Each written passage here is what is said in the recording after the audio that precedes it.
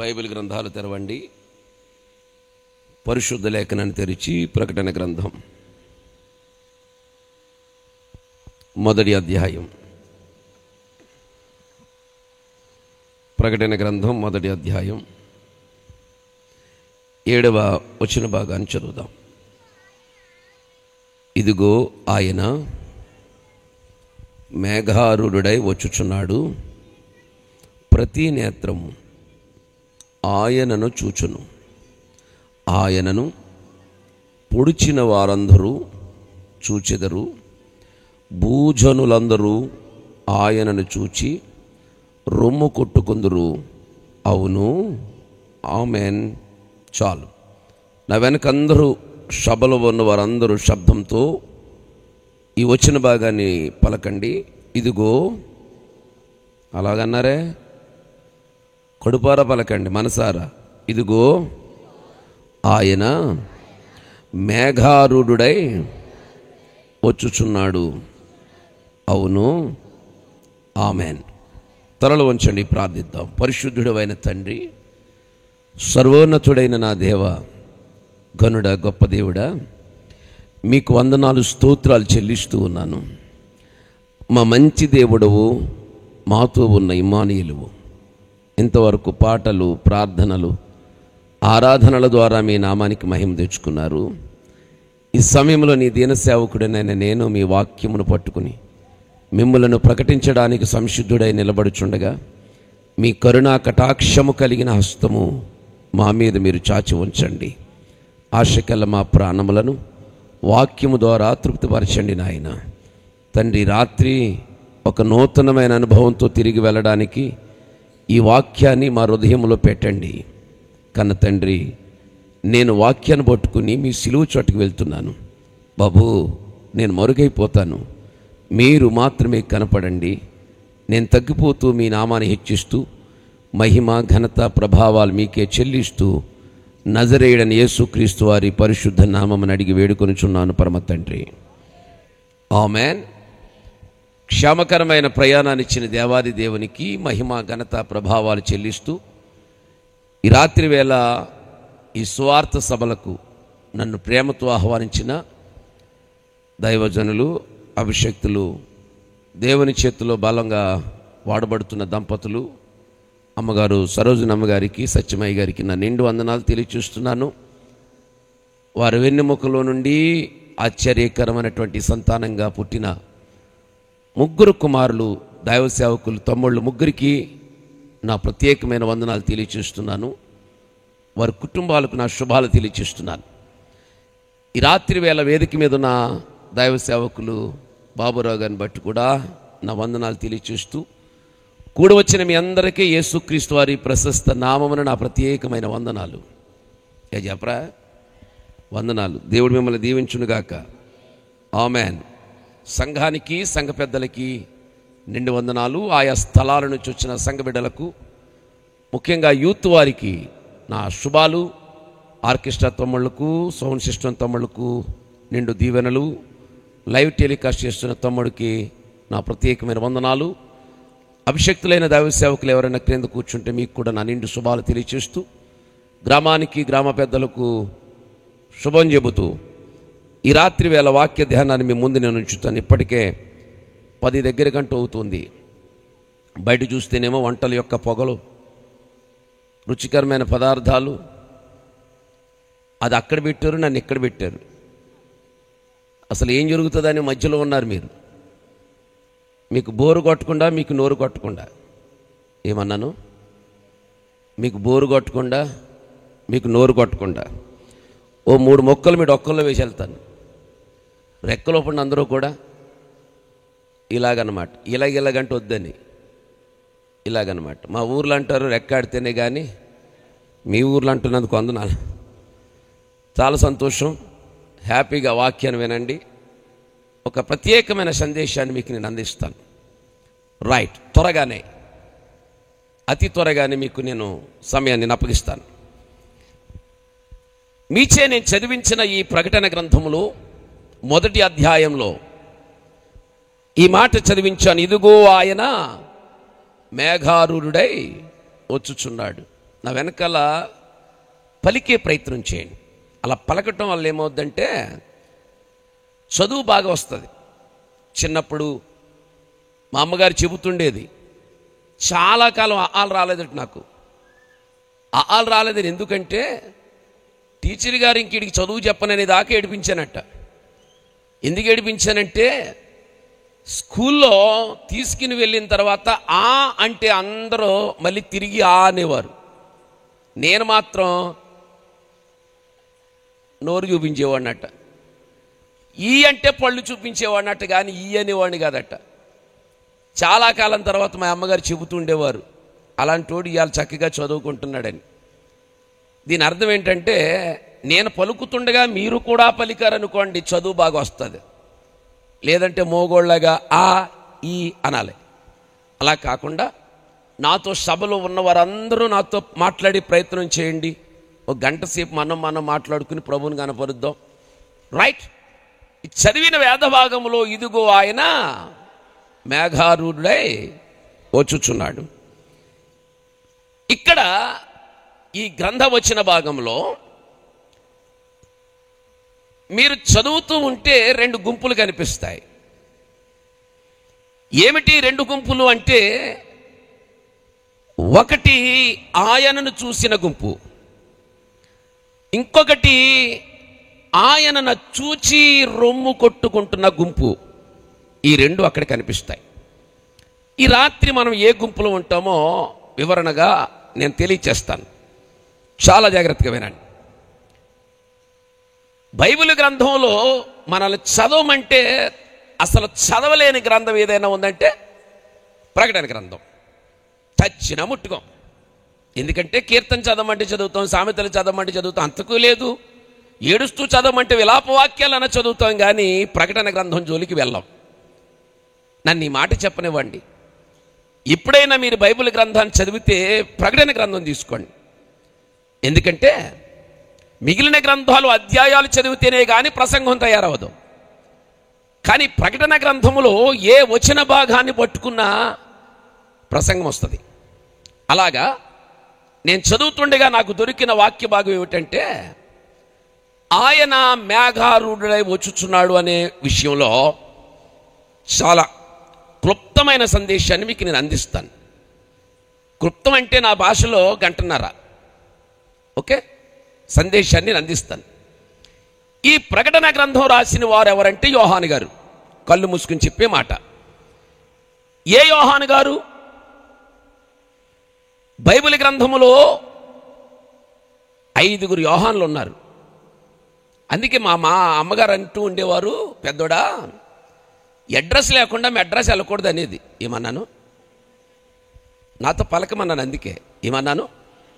Address లేకుండా వాక్య భాగాన్ని చదివేటప్పుడు దాని అర్థం తెలియకుండా ముందుకు వెళ్ళకూడదు. ప్రకటన గ్రంథాన్ని యోహాను గారు రాశారు అని అనుకుంటాం. మరి ఏ యోహాను గారు రాశారో తెలియాలిగా.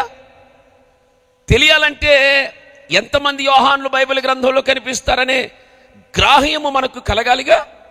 అలా కలగడానికి 5 యోహాన్లు మీ ముందు నేను పెడతా. 1 బాప్తిసమిచ్చు యోహాను, 2 జబదయి కుమారుల యొక్క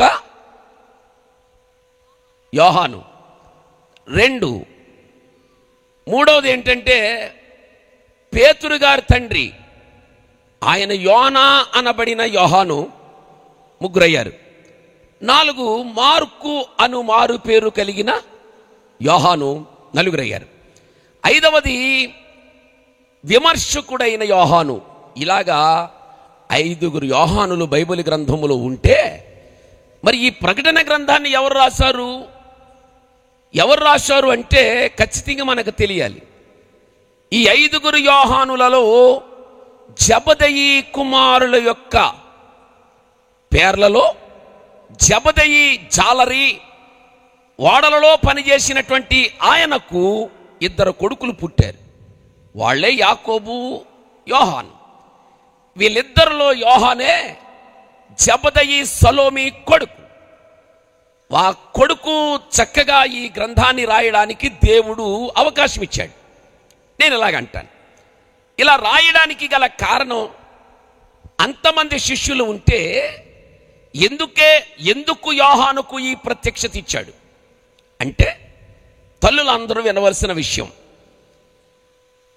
తల్లిదండ్రుల కంటే ముందు వెంబడించిన శిష్యులు వీళ్ళు, యాకోబు, యోహాను. వారి తల్లి రోజు అడుగుతుండేది, ఒరే చిన్నోడా పెద్దోడు అస్తమాను ఎక్కడికి వెళ్ళిపోతున్నారా వేటకి వెళ్ళకుండా అంటుంటే, అమ్మా యేసుప్రభు అనబడిన ఒక ఆయన మీటింగ్స్ పెడుతున్నాడమ్మా, ఆ మీటింగ్స్కి మేము వెళ్తున్నాము అంటే, మరి భోజనం రా అక్కర్లొద్దు, ఆయన దగ్గరికి వెళ్తే భోజనం వాళ్ళే పెడతారు, అందుకని మేము వెళ్ళిపోతున్నామని ఇంట్లో భోజనం కూడా చేయకుండా ప్రతిరోజు కొండ మీద పెడుతుంటే కొండ మీదకి, అరణ్యంలో పెడుతుంటే అరణ్యంలోనికి, సముద్రంలో పెడుతుంటే సముద్రంలోనికి బయలుదేరి వీళ్ళు వెళ్ళిపోతున్నారు. ఒక రోజున అడిగింది, ఒరే పెద్దోడు చిన్నోడా, అస్తమాను యేసుప్రభు అంటే వెళ్ళిపోతున్నారు కదా, నన్ను కూడా తీసుకెళ్ళండి, ఆయన గురించి ఒకసారి చూసి వస్తాను అన్నది తల్లి. అప్పుడు ఇద్దరు కొడుకులు తల్లిని తీసుకుని యేసయ్య దగ్గరికి తీసుకెళ్లారు. వెళ్ళి వెళుతుండగానే వందనం చెప్పింది, నమస్కారం చెప్పింది జబదయి కుమారుల తల్లి సలోమి. వందనం చెప్పగానే యేసయ్య అన్నాడు, అమ్మా నీ కోరికేంటి అన్నాడు తల్లిని. వెంటనే తల్లి అంది, పెద్దోడిని సాఫ్ట్వేర్ ఇంజనీర్ చేసి చిన్నోడిని డాక్టర్ చెయ్యి అనలా. ఓకే, ఏమంది, అయ్యా నా ఇద్దరు కొడుకులు మీ కోటాలకు వస్తున్నారు, మీతో పాటు తిరుగుతున్నారు, నా కోరికలు ఏమీ లేవయ్యా. నా కోరిక ఏంటంటే, సింహాసనానికి మీరు కూర్చున్న స్థానమునకు ఎడమ పక్కన ఒకడిని, కుడి పక్కన ఒకడిని కూర్చుండబెట్టనివ్వండి, ఇది నా కోరిక అని చెప్పింది. చెయ్యెత్తి స్తోత్రం చెప్పొచ్చుగా. హల్లెలూయా. ఒక తల్లి తన పిల్లల కోసం కోరుకునే అద్భుతమైన కోరిక ఇది. చాలా జాగ్రత్తగా వినాలి. మనము కోరుకుంటాం, ఎందుకు వచ్చిన కోరికలు ఏంటో.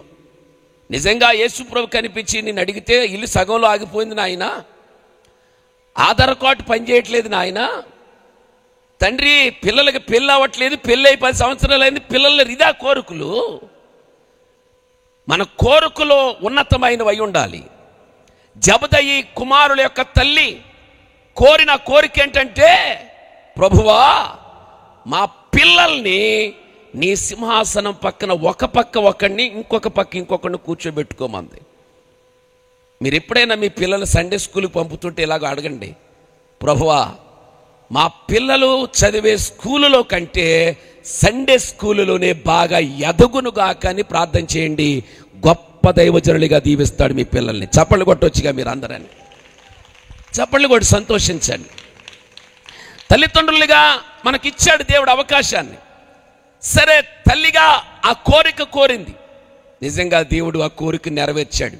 ఎలా నెరవేర్చాడంటే, అమ్మా పరలోకములో దేవుని చిత్తమైతే అది జరుగుతుందిలే అన్నాడు ఆయన. కానీ తల్లి కోరిన కోరికను దేవుడు త్రోసివేయలేదు. ఎలాగ ఆశీర్వదించాడు అంటే, ఆయన సింహాసనం నన్ను అనుకోండి, ఇక్కడ నేను కూర్చున్నా, ఆయన సింహాసనం ఎదుట 12 సింహాసనాలు ఉంటాయి, సబ్ సింహాసనాలు అవి. ఈ పక్క 6, ఈ పక్క 6 సింహాసనాలు వేస్తే స్టార్టింగే యాకోబును కూర్చోబెట్టాడు. 6 అయిపోయినాయి, మరలా 7వది స్టార్ట్ అయింది. ఈ పక్క 6 ఉన్నాయిగా, ఈ పక్కకు వచ్చేసరికి యోహానును కూర్చోబెట్టాడు. అంటే తల్లి భూమి మీద అడిగిన కోరిక పరలోక రాజ్యంలో దేవుడు నెరవేర్చాడు.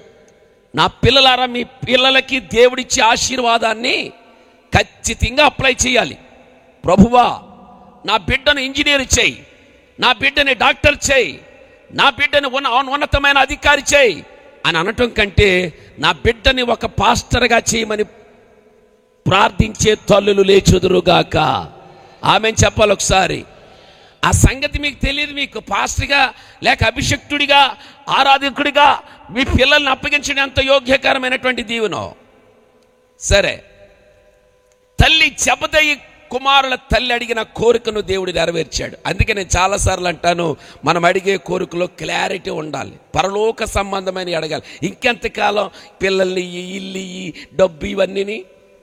ఒకసారి చెప్పిన గుర్తు ఒకసారి జ్ఞాపకం చేస్తాను మీకు. వెనకటికి ఎవడు ఇలాగే అడిగాడంట, ప్రభువా ఇలాగే చాలాసార్లు నిన్ను కోరికలు అడుగుదాం అనుకుంటున్నాను. ఒకసారి నా మనసు నిండా కోరికలు ఉన్నాయని 3 రోజులు ఉపవాసం ఉండి ప్రార్థించాడట. వీడు ప్రార్థనలో అడిగాడట, ప్రభువా నాకు 3 కోరికలు ఉన్నాయి తీర్చాడట. ప్రభు అడిగాడు, ఏం కోరికలు నాయన? కోరిక అంటే, నాయనా మొదటి కోరిక నా చేతి నిండా డబ్బు ఉండాలి, 24 గంటలు లెక్కెడుతుండాలి, డబ్బు సంచి నా సంఖలో ఉండాలి. మొదటి కోరిక భలే ఉంది. రెండోది, ప్రభువా నా చుట్టూ జనం ఉండాలి, నేను కూర్చోమంటే కూర్చోవాలి, లెగమంటే లెగాలి. రెండో కోరిక.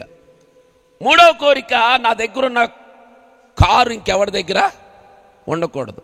మొదటి కోరిక ఏమిటి చెప్పండి? నా చేతి నిండా డబ్బు ఉండాలి, 24 గంటలు లెక్కెడుతుండాలి, డబ్బు సంచి నా సంఖలో ఉండాలి. ఇది మొదటి కోరిక. రెండవ కోరిక, నా చుట్టూ జనం ఉండాలి, కూర్చోమంటే కూర్చోవాలి, నిలబడమంటే నిలబడాలి. రెండవ కోరిక. మూడవ కోరిక ఏంటంటే, నాకున్న కారు ఇంకెవడికి చుట్టుపక్కల. దేవుడు చాలా క్లారిటీగా ఉంటాడండి. వీడి కోరికను తీర్చడానికి కండక్టర్ ఉద్యోగం ఇచ్చేసాడంట. మీరు ఆలోచించుకోండి. ఒకేసారి తీర్చేసి వీడి కోరికలు. మొదటి కోరిక ఏంటి? చేతి నిండా డబ్బు ఉండాలి, 24 గంటలు లెక్కెడుతుండాలి, సంచేమో. కండక్టర్ గారికి ఎలా ఉంటుంది? ఉద్యోగంలో అది దొరికింది వీడికి. సెకండ్ ఇంకోటి ఏమన్నాడు? నా చుట్టూ జనం ఉండాలి. మరి అంతే కదా, ఆయన కూర్చోమంటే కూర్చుంటాం, దిగిపోమంటే దిగిపోతాం. రెండవ కోరిక అక్కడే నెరవేరిపోయింది. మూడవ కోరిక ఏంటి? నాకున్న కారు ఎవరి నియోజకవర్గంలో ఉన్నది, వీడుకున్నదే. అర్థమైందా? అడిగితే ఇలాంటి తింగర కూర్చొని అడగకూడదు. ప్రభువా నీతో నా బిడ్డలు ఉండాలి, నీ ఆరాధనలో నా కొడుకులు ఉండాలి, నీ వాక్య పరిచర్యలు నా పిల్లలు వాడబడాలి, సువార్త ప్రకటించే వారిలో నా బిడ్డల్ని ఉన్నతమైన స్థానంలో ఉంచాలి. దేవా నా బిడ్డల్ని ఈ రీతిగా నువ్వు దీవించు. ఎంతకాలం ఇంకా ఉద్యోగాలు వ్యాపారాలు అంటూ చేస్తావు? దేవుని రాకడ వచ్చేస్తా కూర్చుంటే నీ కుటుంబంలో నుంచి సేవకులు లేచుదురుగాక, అత్యున్నతమైన ఆరాధికులు నీ కుటుంబంలో నీ పిల్లలు లేచుదురుగాక, బలమైన యోధులుగా దేవుని సన్నిధిలో నీ పిల్లలు వాడుకునే ప్రార్థన తల్లిదండ్రులు చేయుదురుగాక. ఏమని చెప్పండి? అలాగడిగింది తల్లి. అప్పుడు దేవుడు ఆ కోరిక నెరవేర్చాడు. అలా యోహాను గారి గురించి ఒక మాట మీతో చెప్పాను. యేసయ్యకు 12 మంది శిష్యులు. ఆ 12 మంది శిష్యులలో 3 ముఖ్యమైన వాళ్ళు, పేతురు, యాకోబు, యోహాను. అంటే 12 మంది శిష్యులు ఉంటే ఈ 12 మంది శిష్యులలోనూ ప్రత్యేకమైన వాడు యోహాను 3లో ఉన్నాడు. ఇంకో మంచి సంగతి ఏంటంటే 12 మందిలో స్పెషల్గా 3 ఉంటే ఈ 3లో ప్రత్యేకంగా ఒకే ఒక్క స్థానము కలిగిన వాడు యోహాను. స్తోత్రం చెప్పండి ఒకసారి. 12 మందిలో 3 ముఖ్యులు. ఆ 3నే తీసుకెళ్తూ ఉండేవాడు ఎక్కడికి వెళ్ళినా. ఆయన తాబోరు కొండ మీదకి వెళ్ళినప్పుడు రూపాంతర అనుభవాన్ని చూసడానికి ఈ 3ని తీసుకుని వెళ్ళాడు. 12 సంవత్సరాల అమ్మాయి చనిపోతున్నప్పుడు వెళ్ళేవాడు కాదు.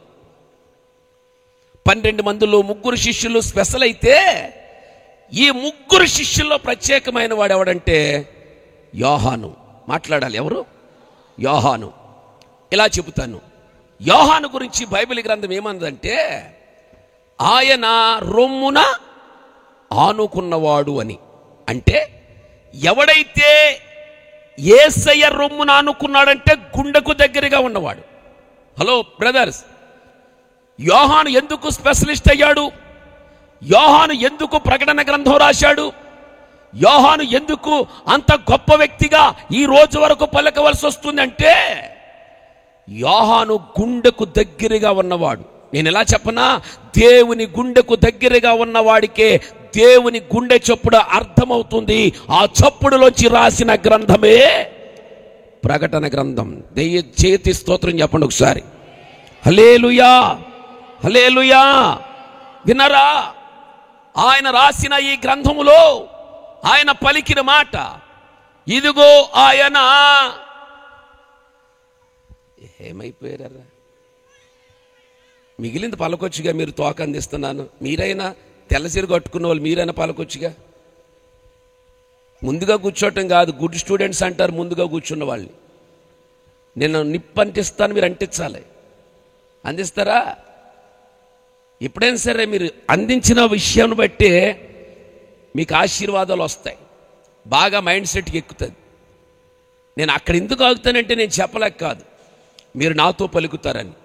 చెప్పండి, ఇదిగో ఆయన మేఘారూఢుడై వచ్చుచున్నాడు. చెయ్యెత్తి స్తోత్రం చెప్పండి ఒకసారి.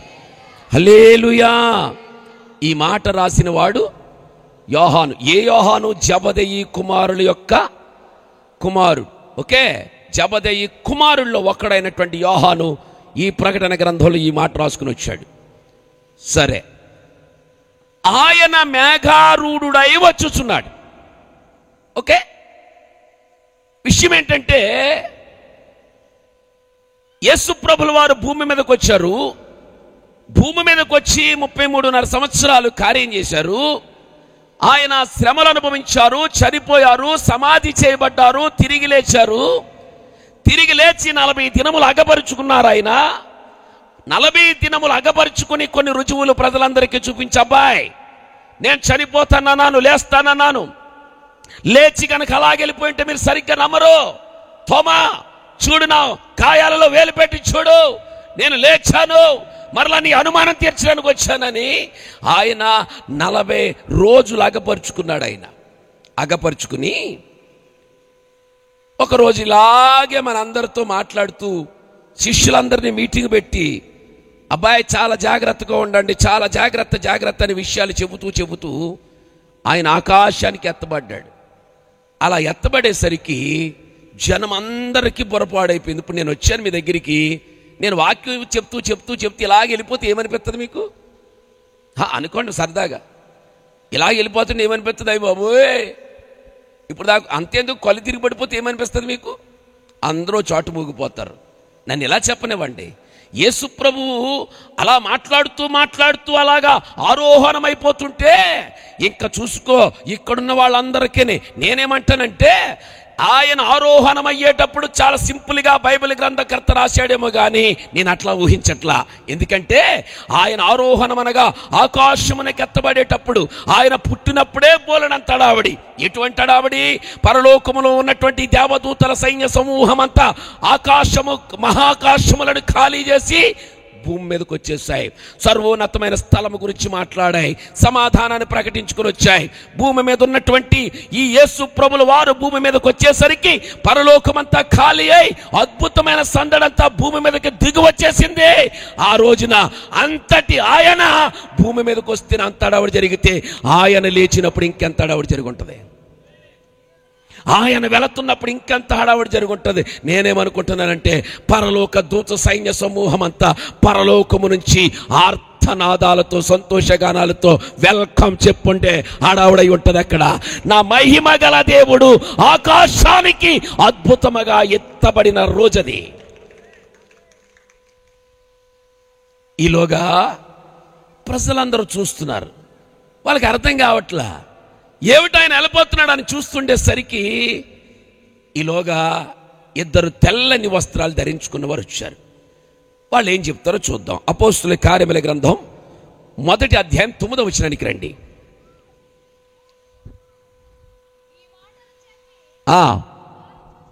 వారు చూచుచుండగా ఆయన ఆరోహణమాయను, అప్పుడు వారి కన్నులకు కనబడకుండా ఒక మేఘం ఆయనను కొనిపోయిన. 11వ వచనం కూడా చదువు.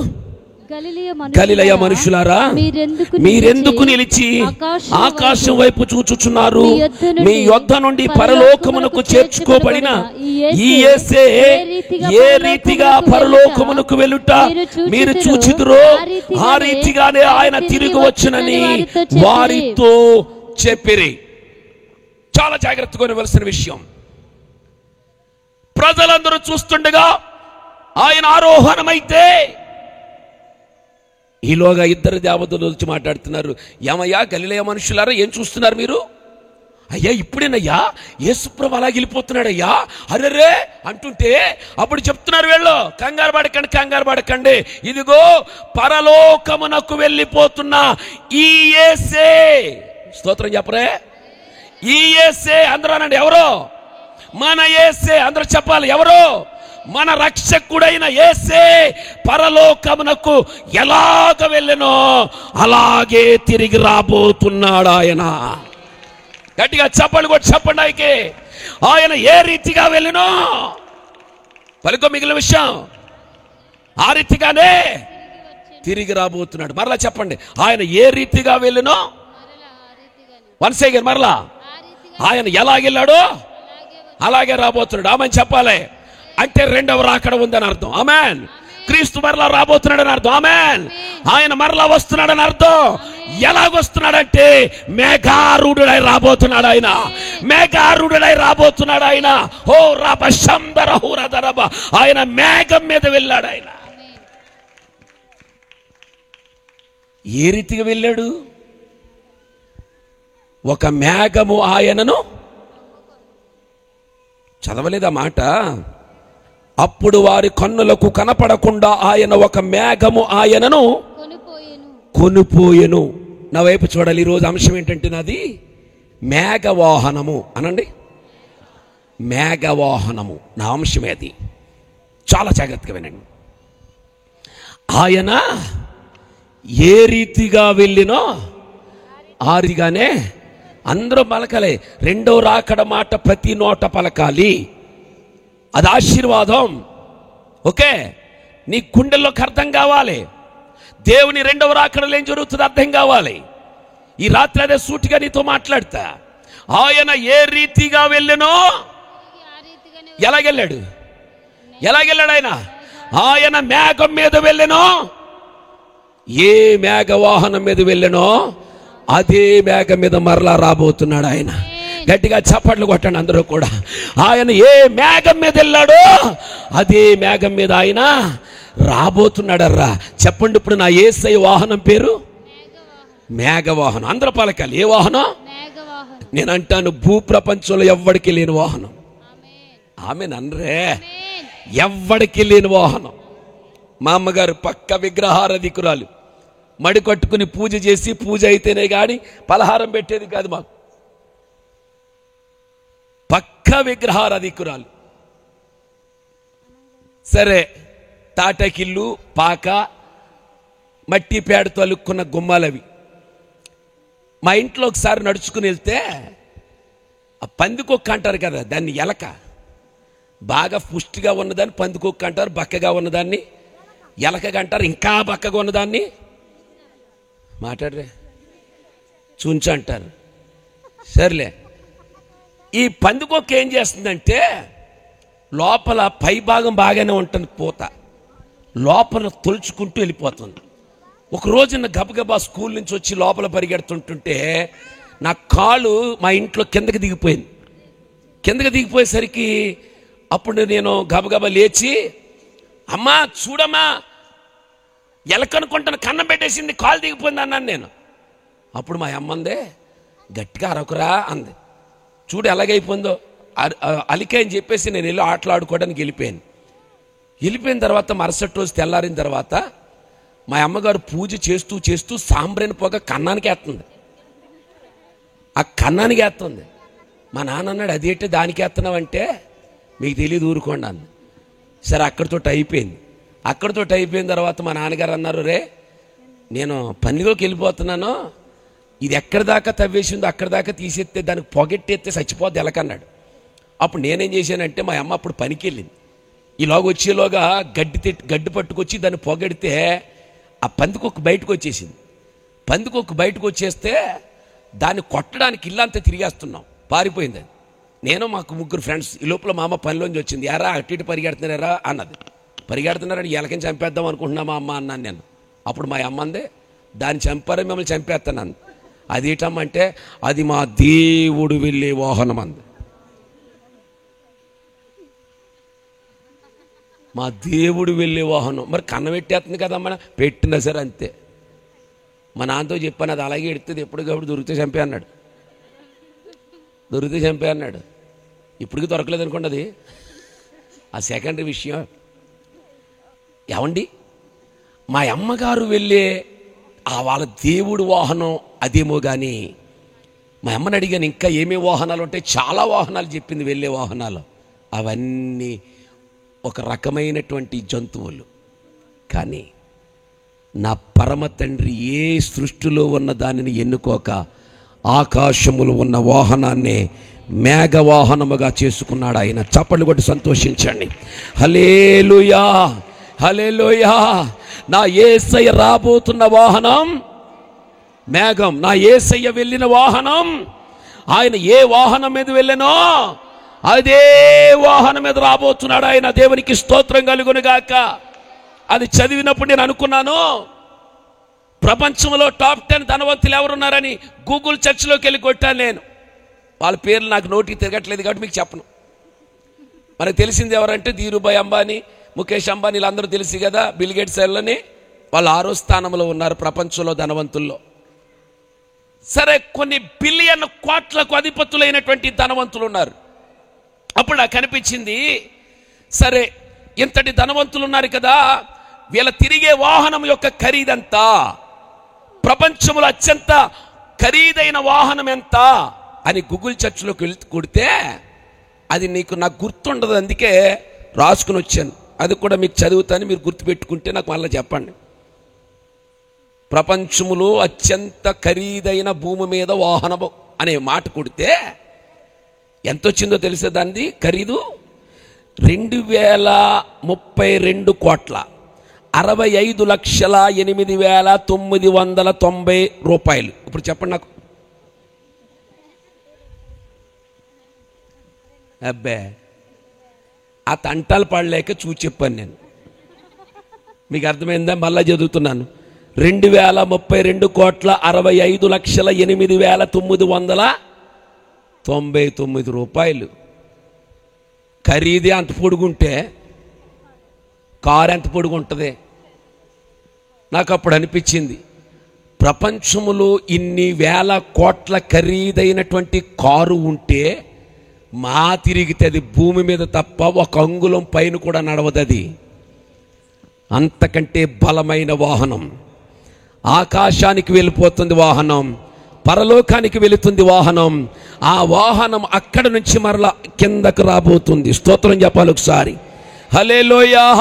చేతులెత్తి చప్పట్లు కొడుతూ చెప్పండి, నా దేవుడు ఏ వాహనం మీద వెళ్ళానో అదే వాహనం మీద ఆయన తిరిగి రాబోతున్నాడు. ఏ మేఘం మీద వెళ్ళానో అదే మేఘం మీద ఆయన రాబోతున్నాడు. సేవకులు చాలా మంది ఉన్నారు కాబట్టి ఒక చిన్న నోట్స్ ఇస్తాను మీకు. ఈ మాట యోహాను ఒక్కడే చెప్పలా, మోషే గారు కూడా చెప్పారు. ద్వితీయోపదేశకాండం చదవనొద్దు, రాసుకోండి. మీరు తూర్పు దేశపు జ్ఞానుల కంగారుబడి పేజీలు చింపకండి.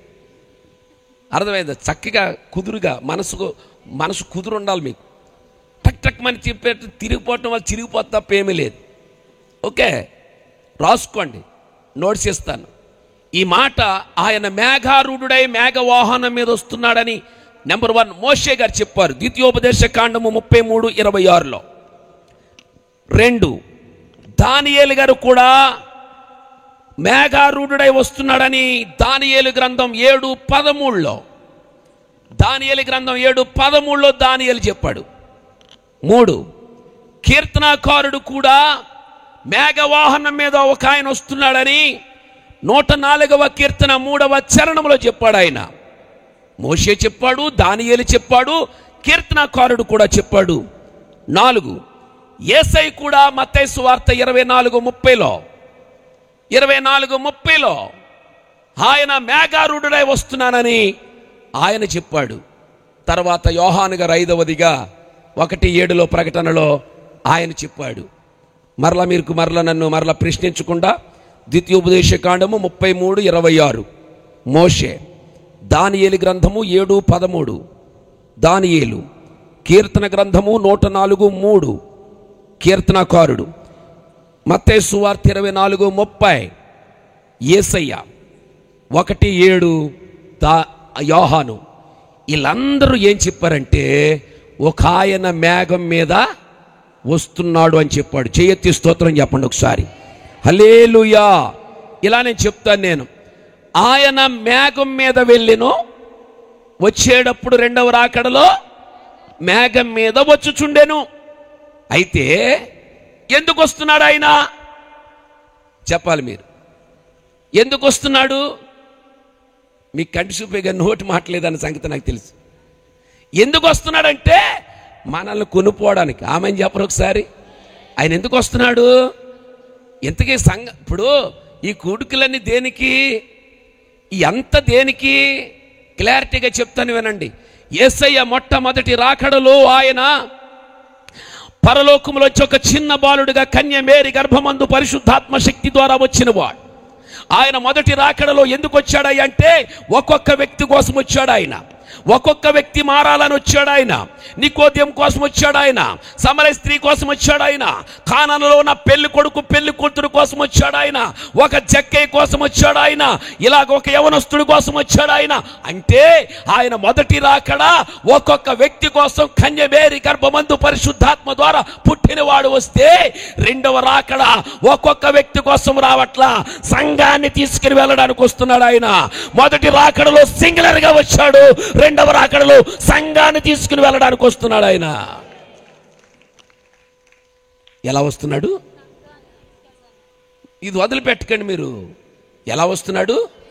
మేఘం మీద ఆయన వస్తున్నాడు. ఇప్పుడు చెప్పండారా, ఇప్పుడు సంఘాన్ని తీసుకెళ్ళడానికి రెండవ రాకడలో ఆయన వస్తున్నాడు. ఇక్కడ నేను చెప్పే క్లారిటీ ఏమిటంటే, క్రీస్తు రెండవ రాకడలో వ్యక్తిగతంగా మనం ఎత్తబడలేము, ఒక్కొక్కరిగా ఎత్తబడలేము.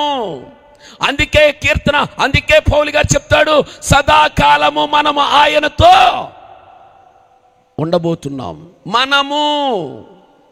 మనము అంటే సంఘం, నేనంటే వ్యక్తిగతం, సింగులర్.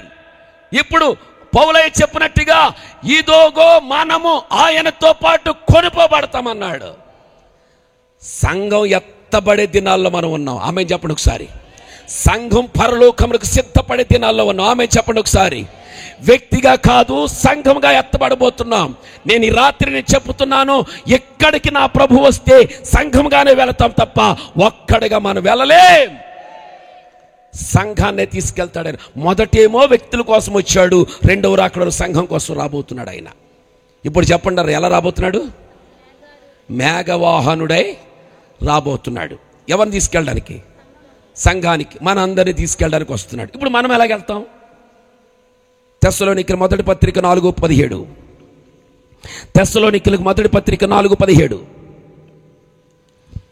ఆ మీదట సజీవులమై నిలుచుండు మనము ఆయనతో కూడా ఏకముగా ప్రభువుని ఎదుర్కొనుటకు ఆకాశ మండలమునకు మేఘముల మీద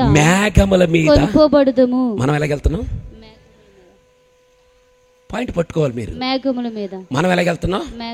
ఇప్పుడు మూడు చెప్పండి. ఆయన మేఘం మీద వెళ్ళను, మేఘం మీద వస్తున్నాడు. ఆయన ఏ మేఘం మీద వచ్చాడో అదే మేఘం మీద మనల్ని కొనుక్కోబోతున్నాడు ఆయన. చప్పట్లు కొట్టి సంతోషించండి రా, గట్టిగా సంతోషించు, చప్పట్లు కొట్టండి. ఆయన ఏ వాహనం మీద వెళ్ళను అదే వాహనం మీద రాబోతున్నాడు. అదే వాహనం మీద మనల్ని తీసుకెళ్ళబోతున్నాడు. వాహనం మారలేదు. ఏ వాహనం అది? మేఘ వాహనం. మీకు తెలుసా, నా దేవుడికి పక్షపాతం ఉండదు. ఇప్పుడు నేను, నా భార్య, నా బిడ్డ ఉన్నాం. మేమిద్దరం కలిసి హైదరాబాద్ వెళ్దాం అనుకున్నాం. ఒక హైటెక్ బస్సు బుక్ చేసుకున్నాం, భార్యాభర్త నేనిద్దరం కలిసి. ఇప్పుడు మేము భార్యాభర్తలు ఇద్దరం కలిసి హైటెక్ బస్సులో ఏసీ రిజర్వేషన్ చేయించుకుని మా అమ్మాయిని పల్లి వెలుగు ఎర్ర బస్సులో రమ్మంటామా? చెప్పాలి. రమ్మను, ఎందుకని అది నా కూతురు కాబట్టి. ఇప్పుడు చెప్పండి, నేను ఏ బస్సులో వెళ్తానో నా బిడ్డ కూడా అదే బస్సులో వస్తుంది. నా దేవుడు ఏ వాహనానికి వెళ్ళాడో అదే వాహనం మీద రాబోతున్నాడు. అదే వాహనం మీదనే మనల్ని తీసుకుని వెళ్తున్నాడు. అదే మేఘ వాహనం. చెప్పండి, కొడుతూ సంతోషించండి. నేను అంటాను, క్రీస్తు రెండవ రాకడలో మనము మేఘ వాహనం ఎక్కబోతున్నాం. ఆమె చెప్పండి, మేఘవాహనం ఎక్క. ఊహించుకోండి, అది ఎంతకాలం విమానం ఎక్కుంటావు, ఎంతకాలం హెలికాప్టర్ ఎక్కుంటావు, ఎంతకాలం ట్రైన్ ఎక్కుంటావు, ఎంతకాలం నువ్వు ఏదో ఎక్కుంటావు. రేపు అద్భుతమైన విషయం ఏంటంటే, ఒక మేఘం మీద మనందరము సదాకాలం ఉండబడిన యేసయ్య దగ్గరికి వెళ్ళబోతున్నాం. హల్లెలూయా! మేఘం మీద వెళ్ళబోతున్నాం. ఆమె చెప్పాలి, ఆ మేఘం మీద వెళ్ళబోతున్నాం. బాబా ఊహించుకుంటే రోమాలు లెక్కబడుతున్నాయి నాకు. రేపు ఎలక్షన్కి కూడా వస్తాయి ఆటోలు, తెలుసా? వాహనాలు వస్తాయి, చాలా వస్తాయి మీ దగ్గరికి. ఇప్పుడు నా ప్రశ్నలు ఏంటంటే, ఆయన మేఘం మీద వెళ్ళాడు, వదలొద్దిదే మేఘం మీదే వస్తాడు, అదే మేఘం మీద మనల్ని తీసుకెళ్తాడు. ఇప్పుడు మేఘవాహనం వస్తుంది అన్నది మాత్రం వాస్తవం. ఎందుకంటే ఆయన ఏ రీతిగా వెళ్ళినో ఆ రీతిగానే వస్తాడని వాక్యం చెప్పింది. ఆయన వస్తాడు. మరి మేఘవాహనం మీద వస్తాడని ఇప్పటిదాకా క్లారిటీ మీకు ఇచ్చాను. వచ్చిన వాహనం ఎంతసేపు ఉంటుంది? ఇప్పుడు రేపు ఎలక్షన్లో వాహనం వస్తుందిగా, అది ఎంతసేపు ఉంటుంది? మీరు ఎక్కేదాకా ఉంటుంది. మరి ఈ మేఘవాహనం ఎంతసేపు ఉంటుంది? మీ పిల్లలకి పెళ్ళి అయ్యేదాకనా, ఇల్లులు కట్టుకునేదాకనా, పొలాలు కొనుక్కునే వరకునా, పాస్ అయ్యే వరకునా, మరి ఇంకా ఎగ్జామ్స్ రాసే వరకు ఉంటుందా? మరి ఇప్పుడు దాకా ఉంటుంది అంటే బైబిల్ తెరవండి. కొరింథీయులకు రాసిన మొదటి పత్రిక 15వ అధ్యాయం 51వ వచనం. కొరింథీయులకు రాసిన మొదటి పత్రిక 15వ అధ్యాయం 51వ వచనం. ఇదిగో మీకు ఒక మర్మము తెలుపుచున్నాను, మనమందరము నిద్రించుము గాని నిమిషములు ఒక రెప్పపాటు కడబూర మ్రోగగానే మనందరము మార్పు పొందుదు. ఇప్పుడు చెప్పండి, వాహనం ఎంతసేపు ఉంటది? నో, అసలు విషయం మర్చిపోయారు ముందు కాదు, మళ్ళీ చదువు. అక్కడ ఇదిగో ఒక్క నిమిషము ఉందా లేదా అక్కడ? ఇప్పుడు వాహనం ఎంతసేపు ఉంటది చెప్పాలి? ఎంతసేపు ఉంటది? భూమి మీదకి వస్తున్న పరలోకము యొక్క మేఘవాహనము నీ దగ్గరికి వచ్చి, నేను ఎలా చెప్పనా, ఇదే సంఘం అనుకుందాం కాసేపు. ఇప్పుడు మీరు అందరూ బళ్ళు పార్క్ చేశారు కదా, అక్కడికి మేఘవాహనం ఎంతసేపు ఉంటుందంటే జస్ట్ 1 minute, ఒక్క నిమిషం ఉంటుంది. నేను పొరపాటున పిల్లలారా మేఘవాహనం వచ్చింది ఎక్కడన్నాను అనుకో, లెగడానికి పావుగంట పడుతుంది మనకి, అవునా? లెగుతాను, నానా తిప్పలు పడతారు. పోనీ ఇక్కడి నుంచి అక్కడికి వెళ్ళాలంటే అరగంట పడద్దు, అప్పటిదాకా ఉండదు. ఆటో ఉంటుంది, ఎలక్షన్ ఆటో, కానీ మేఘవాహనం ఉండదు.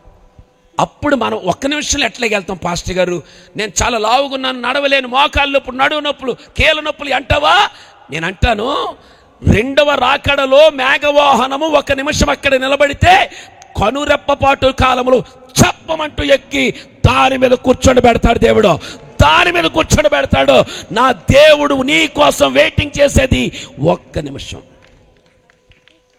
1 నిమిషములో కనురెప్పపాటు కాలములో వాహనం ఎక్కబోతున్నాం. 2 తిరగలి సురుతూ ఉంటారట, ఒకడు చప్పమని మిస్ అవుతాడంట, వాహనం ఎక్కుతాడట. 2 పొలములో పని చేస్తుంటారట, ఒకడు మిస్ అయిపోతాడంట, అక్కడ ఎక్కుతాడట. నేను నా భార్య చాలాసార్లు చెప్పాను, నేను మా ముగ్గురు వస్తాం కారులో, అమ్మాయి నీకు ఒక విషయం చెప్తున్నాను, నీవు పరిశుద్ధంగా ఉన్నావు అనుకో, ప్రభు రెండో రాకల్లో వస్తున్నప్పుడు నువ్వు చెప్పమని వెళ్ళిపోతావు. అప్పుడు నేను గుండు కొట్టుకుంటాను. గుండు అంటే ఈ గుండు కాదు, రొమ్ము కొట్టుకుంటాను. అప్పుడు నేను పరిశుద్ధుడు అనుకో, నేను డ్రైవింగ్ చేస్తూ వెళ్ళిపోతాను, నువ్వు ఎక్కడే ఉంటావు. మన ఇద్దరం పరిశుద్ధులం అనుకో, మన అమ్మాయి అక్కడే సీట్లో కూర్చుంటుంది, మన ఇద్దరం వెళ్ళిపోతాం. అప్పుడు మా అమ్మాయి అందే, నేను వస్తాను అంది, నేను వస్తాను అంది. అప్పుడు నేను అన్నాను, మనందరం పరిశుద్ధంగా బ్రతికితే ఒక వాహనం ఎక్కుతామమ్మా, ఆ వాహనమే మేఘవాహనం, మన I-20 కారు కంటే గొప్ప వాహనం ఎక్కబోతున్నాం మనం అన్నాను. గట్టిగా స్తోత్రం చెప్పండి. హల్లెలూయా, హల్లెలూయా. ఈ రాత్రి నేను ప్రకటిస్తున్న నా యేసయ్య రెండవ రాకడలో మీరందరూ కుటుంబాలతో వాహనం ఎక్కుదురుగాక. 1 నిమిషం నిలబడుతున్న వాహనములోనికి కనురెప్పపాటు కాలములో మీ ఫ్యామిలీ అంతా ఎక్కుదురుగాక. ఒకవేళ ఎక్కలేదనుకోండి, పోనీ మీరే వెళ్ళిపోయారు, తర్వాత మీరు వెనకాల మీ వాళ్ళందరూ ఏ గుంపులో ఉంటారో తెలుసా? రొమ్ము కొట్టుకునే గుంపులో ఉంటారు. వెళ్ళేవాడు హ్యాపీగా వెళ్ళిపోతూ ఉంటాడు. ఓకే, ఈ రాత్రి నేను మాట చెప్తాను మీకు. వెనకటికే ఎప్పుడో ఒకసారి వడ్డీ అయ్య గారు చెప్తే నేను విన్నాను. చిన్నతనంలో పనస తోట ఉండేదంట. పనస తోట యజమాని పనసీ గారు ఒక ఆయన ఉండేవాడట. ఆయన పేరు పనసీ గారు. రోజు మోకరించి ప్రార్థన చేసేవాడట. ప్రభువా, నన్ను పరలోకం చూడాలనుంది, తీసుకెళ్ళు, పరలోకం చూడాలనుంది, తీసుకెళ్ళి అంటే అప్పుడు దేవుడు ఒక దినాన కరుణించి పరలోకం నుంచి ఓ తెల్లని గుర్రాన్ని పంపించాడంట మోకరించున్న పనసీ గారి దగ్గరికి. తెల్లటి గుర్రం వచ్చింది. తెల్లటి గుర్రం వచ్చి పనసీ గారి దగ్గరికి వచ్చి, పనసీయో అంది. ఎవరు బాబా మాట్లాడుతున్నారు అనేసరికి, నేనే తెల్ల గుర్రాన్ని అంది. అబ్బో, నువ్వు మాట్లాడుతున్నావంటే, భలే మాట్లాడుతున్నావు, భలే అందంగా ఉన్నావంటే, పరలోకం నుంచి వచ్చాను, దేవుడు నిన్ను పరలోకం తీసుకురమ్మన్నాడు, ఛానల్ నుంచి నువ్వు ప్రార్థన చేస్తున్నావట కదా, నాతో చెప్పాడని గుర్రం పనసీతో మాట్లాడింది. మాట్లాడుతుంటే, థ్యాంక్ యూ వెరీ మచ్, నేను పరలోకం వస్తాను. అవును, కానీ నువ్వేంటి చాలా అందంగా ఉన్నావు, తెల్లగానే, పరలోకులు అందరూ తెల్లగా ఉంటారని అడిగాడంటాను. అనుమానం కదా మనిషికి, అన్నీ తెల్లగా ఉంటాయా అని అడిగితే అప్పుడు అన్నదంట, పరలోకులు అందరూ తెల్లగా ఉంటారు, దేవదూతలు తెల్లని రెక్కలు కలిగి ఉంటాయి, దగదగా మెరిచే మెరుపులు ఉంటాయి, అందరూ తెల్లగా ఉంటారంటే, అయ్య బాబు నా బట్టలు మాసిపోయి అందులోకి చిరాకుగా ఉన్నాయి ఈ బట్టలు, అందుకని నేనేం చేస్తానంటే మరి నాకు కొంచెం సమయం ఇయ్యి, నేను గబగబా తెల్ల బట్టలు వేసుకొచ్చేస్తాను అన్నాడంటే ఈ పనసయ్య. అప్పుడు గుర్రం అందంట, నీకు 10 నిమిషాలు టైం ఇస్తున్నాను, 10 నిమిషాలు నువ్వు తెల్ల బట్టలు వేసుకుని రాకపోతే నేను వెళ్ళిపోతాను అందట. అప్పుడు ఈయన చేసిన పని ఏంటంటే గబగబ ఇంటికి పరిగెత్తి బట్టలు బీరువా తీసాడు. బట్టలు బీరువా తీసి తెల్ల బట్టలు టక్ టక్ టక్ టక్ అని వేసేసుకుంటాడు. ఇప్పుడు అనుమానం ఎవరికి వస్తుంది? మాట్లాడరు మీకే. అలా ఆవిడకి వచ్చింది అనుమానం. ఏమండి ఎక్కడికి వెళ్ళిపోతున్నారు తెల్ల బట్టలు వేసుకునే? ఆగండి, ఎక్కడికి వెళ్ళిపోతున్నానంటే, పిచ్చి మొక్క మా పరలోకం వెళ్తున్నాను అంది. పరలోకం వెళ్తున్నానంటే నేను వస్తానండి అంది. గొప్పదే. పరలోకం వెళ్తాను నేను వస్తానంటే, పిచ్చి మొక్క టైం అయిపోయింది నేను వెళ్ళిపోతానంటే, 5 నిమిషాల్లో వస్తానని చెప్పేసి గబగబ తెల్ల బట్టలు వేసేసుకుని పరిగెడుతున్నారు వీళ్ళిద్దరని. అప్పటికి 10 మినిట్స్ అయిపోయింది. తెల్ల గుర్రం పైకి లేచిపోతుంది. పైకి లేచిపోతుంటే మన వాళ్ళు పరుగు మధ్య రేసులో ఉన్నట్టుకున్నారు. పనసి పరిగెత్తి ఎగిరితే కాళ్ళు దొరికినాయి, గుర్రం కాళ్ళు దొరికినాయి. ఎవరికే? పనసీకి. వీళ్ళ ఆవిడ ఇంకా సూపర్ కదా, ఈవిడ పరిగెత్తి ఎగిరితే పనసీ కాళ్ళు దొరికినాయి. గుర్రం కాళ్ళేమో పనసీకి దొరికినాయి, పనసీ కాళ్ళేమో వాళ్ళ ఆవిడకి దొరికినాయి. పోతున్నారు ఎక్కడికి? పరలోకం. ఈ ఆడల్లో ఉన్న అక్కడ ఉండరు, పరలోకం వెళ్ళిపోతున్నారు. పరలోకం వెళ్ళిపోతుంటే పనసీ వాళ్ళ ఆవిడ అందంట, ఏమంటే మనం అలాగే వెళ్ళిపోతున్నాం, వ్యాపారం ఏమైపోద్ది అందంట. వ్యాపారం ఏమైపోతుందంటే, నోరు మీయ పరలోకం వెళ్తున్నప్పుడు అలాంటి ఏముండో, నువ్వేం కంగారు పడవద్దు, దేవుడు చూసుకుంటాడు అనేటప్పటికి ఇంకా కొంచెం దూరం వెళ్ళిన తర్వాత ఇంకొక 10-15 నిమిషాల్లో పరలోకం వెళ్ళిపోతారు అంటుండగా అందంట, ఏమండి నాకు ఒక అనుమానం అండి, పనసకాయలు ఉన్నాయి కదా భూమి మీద, పరలోకంలో పనసకాయలు ఉంటాయా అని అడిగింది. ఆయన అన్నాడు, పిచ్చి మొక్కమ, భూమి మీద ఏముంటాయో పరలోకంలో కూడా అయ్యే ఉంటాయా అందంట. అంటే పనసకాయలు ఉంటాయి అన్నమాట పైన ఉన్నట్టు అన్నాడు అని ఈవిడ అడిగితే, పనసకాయలు ఉంటాయే ఇసుకెంచుకో అంటే, ఆఖరి మాట అడిగితే సమాధానం చెప్పండి, ఏ మాత్రం సైజు ఉంటాయి ఏంటి అని అడిగింది. మీకు అర్థమైతే చెప్పొచ్చుగా. ఏ మాత్రం సైజు ఉంటాయి అని అడిగితే ఆడు ఆలోచించకుండా ఏమన్నాడు? ఈ మాత్రం ఉంటాయి అన్నాడు అంతే. తీరా చూస్తే వీళ్ళిద్దరు ఎక్కడ పడ్డారు? పన చెట్టు కింద ఉన్నారు. 10 నిమిషాల్లో ఒక గుర్రం వస్తే నీ కోసం 10 నిమిషాలు ఆగుతుందేమో కానీ నా దేవుని రాకడలో మేఘవాహనం 1 నిమిషం కంటే ఎక్కువ ఉండదు. అప్పటికే మనం సిద్ధపడి వాహనానికి ఎక్కడానికి రెడీగా ఉండాలి. చప్పట్లు కొడుతూ సంతోషించండి. హల్లెలూయా, హల్లెలూయా. యేసయ్య మేఘవాహనం మీద వెళ్ళాడు, అదే మేఘం మీద రాబోతున్నాడు, అదే మేఘం మీద మనలనే తీసుకుని వెళ్ళబోతున్నాడు. ఆ మేఘం వచ్చి 1 నిమిషంలో ఉంటే మనందరము కనురెప్పపాటు కాలంలో ఎక్కబోతున్నాం. అయితే ఈలోగా చేయవలసిన పని ఏంటంటే, మీకు అందరికీ మనస్ఫూర్తిగా గుండెల్లో ఉంటే చెప్పండి, ప్రభు పాస్టర్ గారు నేను మేఘవాహనం ఎక్కుతాను అన్న వాళ్ళందరూ చేయతల్లిలో చెప్పండి. ఆశగల ప్రాణాన్ని తృప్తిపరుస్తాడు. ఆమెను చెప్పాలి ఒకసారి, ఆమెను చెప్పాలి. నిజంగా ఇప్పుడే కనుక మేఘవాహనం వస్తే ఎక్కేస్తాను పాస్టర్ గారు అని వాళ్ళందరూ ఆమెనానండి. మీ ఆయన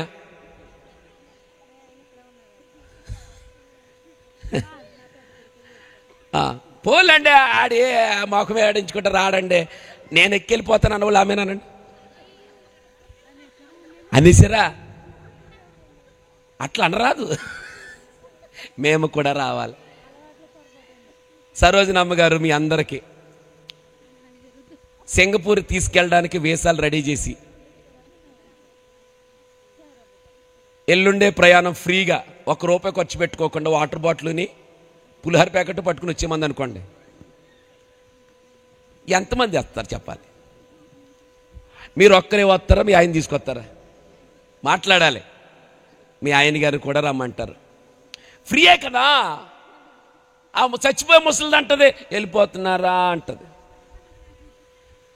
అయ్య బాబు మా అమ్మను కూడా తీసుకెళ్దామండి, చచ్చిపోయే లోపల సింగపూర్ చూపిందామండి, ఫ్రీయే కదండి, దాన్ని కూడా ఎక్కించేస్తారు.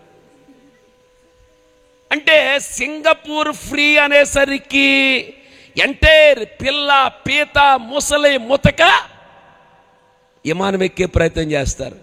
ఈ రాత్రి నేను అడుగుతాను, మేఘవాహనం ఎక్కవా? పరలోకానికి రావా? పరలోకానికి వెళ్తానని చెప్తే చాలామందికి ఏమంటారంటే చచ్చిపోవాలిగా.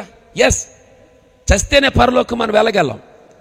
కొంతమంది అంటారు ఈ లోకంలో చస్తే ఎవడు తెలుస్తుంది, ఎవడు చూసి వచ్చాడు, అందుకే చస్తే ఎవడు చూసి వస్తారంటారు కాబట్టే మందిరానికి వచ్చి పడాలి, అప్పుడు తెలుస్తుంది నీకు. ఇంకొకడు అంటాడు చచ్చిపోయామనుకోండి, ఇవాళ సత్య రేపు 2 అంటాడు. 2 అంటే అర్థం కాలేదు, 2వ మరణం. ఓకే, ఇవాళ సత్య రేపు 2 అంటాడు.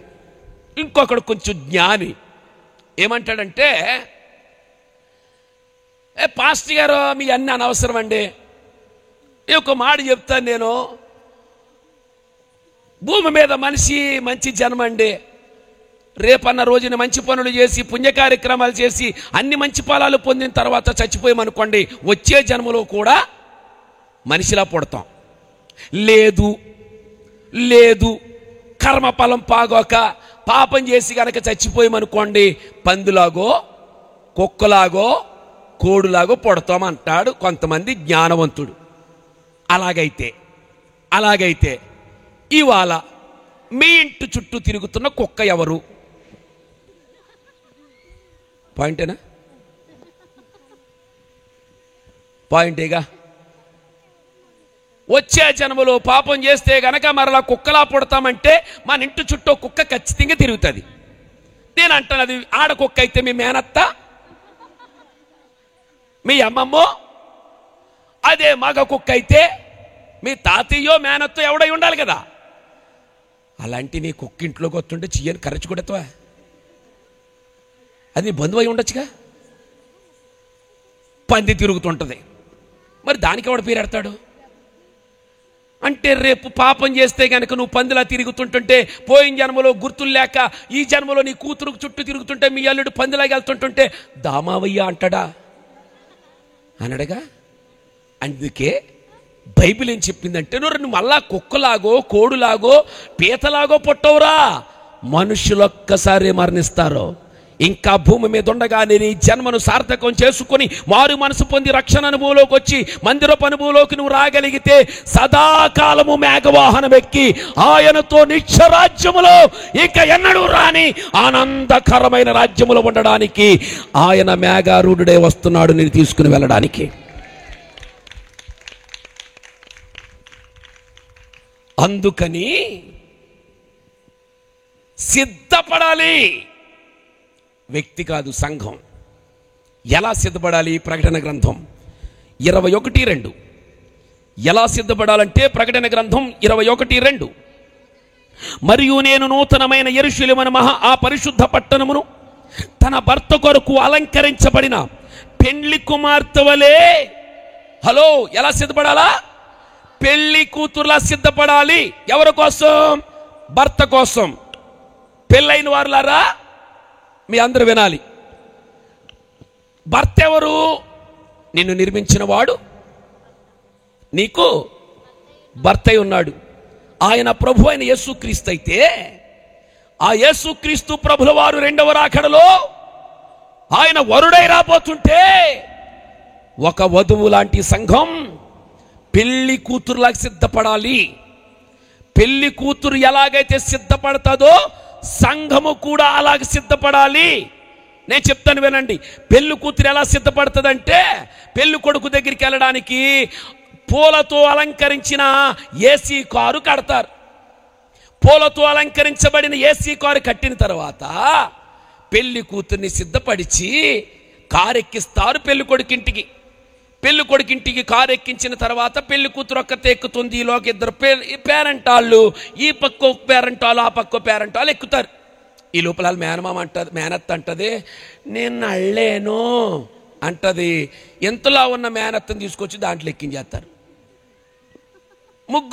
నలుగురు పట్టే ఆ సీట్లో, ముగ్గురు పట్టే ఆ సీట్లో 6 కూర్చోబెట్టేసి నలిపేస్తారు పాపం ఈ అమ్మాయిని.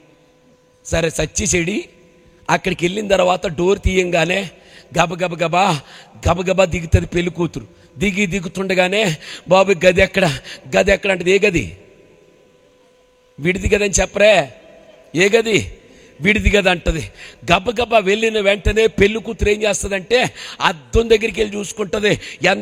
ఎంత రంగులు దలసరగా కొట్టాను మేకప్, ఈ పనికి మాలోల వల్ల మేకప్ అంతా పోయింది అనుకుని అద్దం దగ్గరికి వెళ్ళి చూసి కాస్తంత క్లిప్ టైట్ చేసుకుని తల ఇలా దూకుంటుంది. వాళ్ళంతా చెమటలు పట్టేస్తుంది. బాబా అర్జెంటుగా వెళ్ళి స్నానం చేయాలనుకుని స్నానం చేస్తుంది, సబ్బు పెట్టుకుంటుంది. ఈలోగా స్నానం చేసి వచ్చిన తర్వాత తలకు నూనె రాసుకుంటుంది.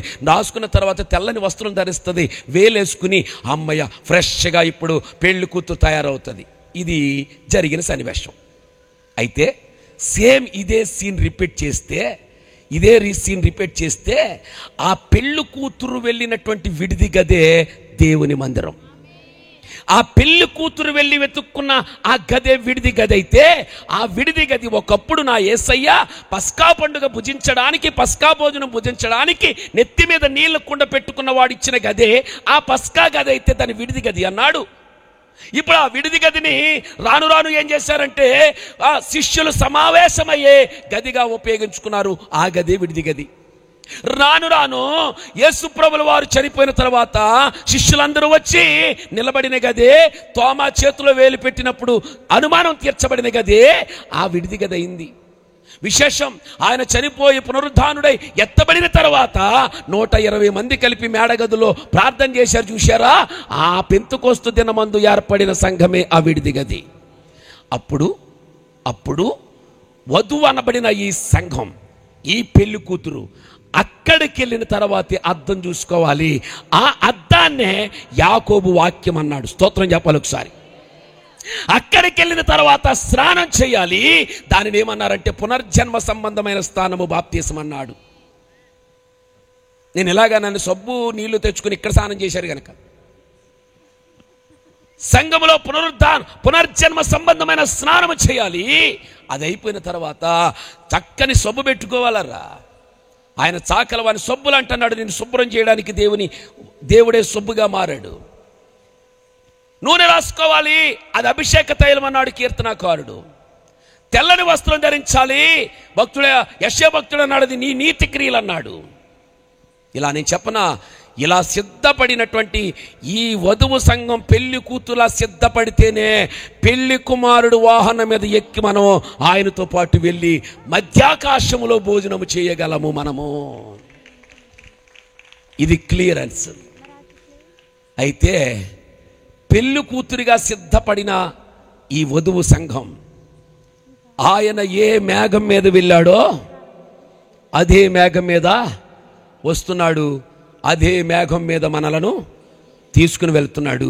ఆ మేఘ వాహనం భూమి మీద 1 నిమిషం ఉంటుంది. కనురెప్పపాటులో మనం ఎక్కబోతున్నాము. ఎక్కడానికి సిద్ధపడాలి. ఎలా? పెళ్లి కూతురు సిద్ధపడినట్లుగా. అయితే ఎవరు ఎక్కగలరు ఆ మేఘవాహనం అనే 3 విషయాలు, అద్భుతమైన 3 విషయాలు మీతో నేను చెప్తాను. ఎవరు ఎక్కగలరు ఆ మేఘవాహనము అనంటే 3 అనుభవాలు కలిగి ఉండాలి. 3 అనుభవాలలో మొదటి అనుభవం తిమోతి రాసిన మొదటి పత్రిక 3వ అధ్యాయము 15వ వచన భాగం. మొదటి తిమోతికి రాసిన పత్రిక 3వ అధ్యాయము 15వ వచనం. అయినను నేను ఆలస్యము చేసిన ఎడల దేవుని మందిరములో వినాలి. ఆలస్యం అంటే మేఘవాహనం రావటం ఆలస్యం చేసిన ఎడల, అంటే క్రీస్తు 2వ రాకడ రావటం ఆలస్యము చేసిన ఎడల దేవుని మందిరములో అనగా జీవము గల దేవుని సంఘములో జనులు ఎలాగూ. చాలు నాన్న, చాలు. ఇక్కడ 2 పాయింట్స్ మీతో చెప్తాను నేను. ఏమిటా 2 పాయింట్స్ అంటే, అపోస్తలుడైన పౌలు తిమోతికి రాస్తూ అన్నాడు, తిమోతి, నేను రావాలని ఉద్దేశిస్తున్నానయ్యా. నేను రావటం ఆలస్యమైతే మందిరములో అనగా జీవము గల దేవుని సంఘములో ఉన్నాయి. రెండు అక్కడ ఉన్నాయి తల్లి, మాట్లాడరే. మందిరములో అనగా జీవము గల దేవుని ఏమున్నాయి ఇక్కడ? ఒకటి మందిరం, రెండు సంఘం. గుర్తుపెట్టుకోవాలి. మేఘవాహనం ఎవరెక్కుతారా అంటే మొదటి అనుభవం. పౌలు గారు మందిరం అని రాయొచ్చు, లేకపోతే సంఘం అని రాయొచ్చు. కానీ రెండు విషయాలు ఎందుకు మెన్షన్ చేశాడంటే, మందిరం అని అన్నాడు, వెంటనే సంఘం అన్నాడు. విషయం అర్థం కాని విషయం ఏంటంటే, సంఘము మందిరము ఒకటి కాదా? ఏదో చెప్పాలి మీరు. మందిరం అన్నా సంఘం అన్నా ఒకటి కాదా? మీరు ఏదో చెప్పకపోతే భోజనానికి వదలు మిమ్మల్ని. రెండు ఒకటి అనేవాళ్ళు హల్లెలూయా అనండి, కాదన్నవాళ్ళు ఆమేన్. ఎవరు హల్లెలూయా అన్నారు, వాళ్ళు ఆమేన్ అన్నారు. అది గొప్ప సంగతి. నేను చెప్తాను వినండి. మందిరము సంఘము ఒకటి కాదు. రెండు ఒకటైతే ఒకటే రాసేవాడిగా, రెండు ఒకటి కాదు. మందిరం అంటే ఏంటి, సంఘం అంటే ఏంటంటారా? రెండు ఒకటి కాదు. ఎందుకు ఒకటి కాదంటే, మందిరాన్ని మనుషులు కడతారు, సంఘాన్ని దేవుడు కడతాడు. చేయెత్తి స్తోత్రం చెప్పండి ఒకసారి. మందిరాన్నేమో మనుషులు కడతారు, తాపి మేస్త్రులు. సంఘాన్ని మాత్రం యేసయ్య కడతాడు. ఎప్పుడు? పేతురు, నీ బండ మీద నా సంఘమును కడతానన్నాడు ఆయన. విన్నారా? నీ బండ మీద నా సంఘాన్ని. సంఘం అంటే ఎవరిదే? దేవునిది. మందిరం అంటే ఎవరిదే? మీదే. ఎవరు మందిరం పెట్టుకుంటే సరోజనమ్మ గారి మందిరం, మూర్తి గారి మందిరం, దేవదాసయ్య గారి మందిరం, సతీష్ గారి మందిరం, ప్రవీణ్ గారి మందిరం. మందిరం అంటే ఎవరిది? ఎవడు కట్టుకుంటే వాడిదే. కానీ సంఘం మాత్రం దేవునిది. గట్టిగా స్తోత్రం చెప్పండి ఒకసారి. ఎవడయ్యా మేఘవాహనం ఎక్కేవాడంటే, మందిరములో ఉన్నవాడు ఎక్కలేడు, సంఘములో ఉన్నవాడు మాత్రమే మేఘవాహనం ఎక్కగలడు. అది సంగతి. చాలా అర్థం కావాల్సిన విషయం. మందిరానికి సంఘానికి తేడా ఏంటంటే, మందిరంలో ప్రతి ఒక్కరు ఉంటారు. ఉదాహరణకి మొన్న ఒక ఆవిడంటది, ఏమండి మా ఆయన గారు తాగేస్తున్నాడు అయ్యగారు, మా అబ్బాయి ఏమో కొట్టేస్తున్నాడు అయ్యగారు, ఏంటో అర్థం కావట్లేదు అయ్యగారు, నేను మందిరంలో ఇంత భక్తి చేస్తున్నాను అయ్యగారు అంటే, నేను అన్నాను, అమ్మ ఒకసారి వాళ్ళిద్దరిని మందిరాన్ని తీసుకురా, ప్రార్థన చేస్తున్నాను. ఇప్పుడు అక్కడ ఎవరు వచ్చాడు? ఇక్కడికి తాగుబోతుడు వచ్చాడు, తిరుగుబోతుడు వచ్చాడు. మందిరానికి ఎవరు వస్తారో? వ్యభిచారం చేసి వాళ్ళు వస్తారు, దొంగోళ్ళు వస్తారు. మందిరానికి ఎవరు వస్తారో? అబద్ధికులు వస్తారో, చుట్టకాల్చి వాళ్ళు వస్తారు. మందిరానికి ఎవరు వస్తారో? ఇక్కడ మాట అక్కడ చెప్పి వస్తాడు, అక్కడ మాట ఇక్కడ చెప్పి వస్తాడు. మందిరానికి ఎవరు వస్తారో? పనికి మాలలో అందరూ వస్తారు. నేను ఎలా చెప్పనా? సంఘంలో మాత్రం వీళ్ళందరూ ఉండరు, అక్కడికి వచ్చిన వాళ్ళందరూ మార్పు చెందుతారు కదా, వాళ్ళ మాత్రమే మందిరములో నుండి సంఘములోనికి వస్తారు. వాళ్ళ మాత్రమే మేఘవాహనం ఎక్కి పరలోకం దాకా ఎక్కగలదు. నేను ఎలాగన్నానని ఫీల్ అవ్వమాకండి. మందిరానికి పాపులు కావాలి. అందుకే యేసయ్య యెహోవా దేవుడు ప్రారంభం నుంచి చెప్పుకొచ్చాడు, అబ్బాయ్ నువ్వు మందిరాన్ని కట్టు. మందిరాన్ని ఎలా కడతావంటే, మలచని రాళ్లతో కట్టు. మలచని రాళ్ళంటే ఎన్ని ముఖాలుంటే అన్ని ముఖాలతోటే వచ్చేయాలి. ఏ ముఖం మీద కూడా ఇనప దెబ్బ ఉపయోగించొద్దన్నాడు.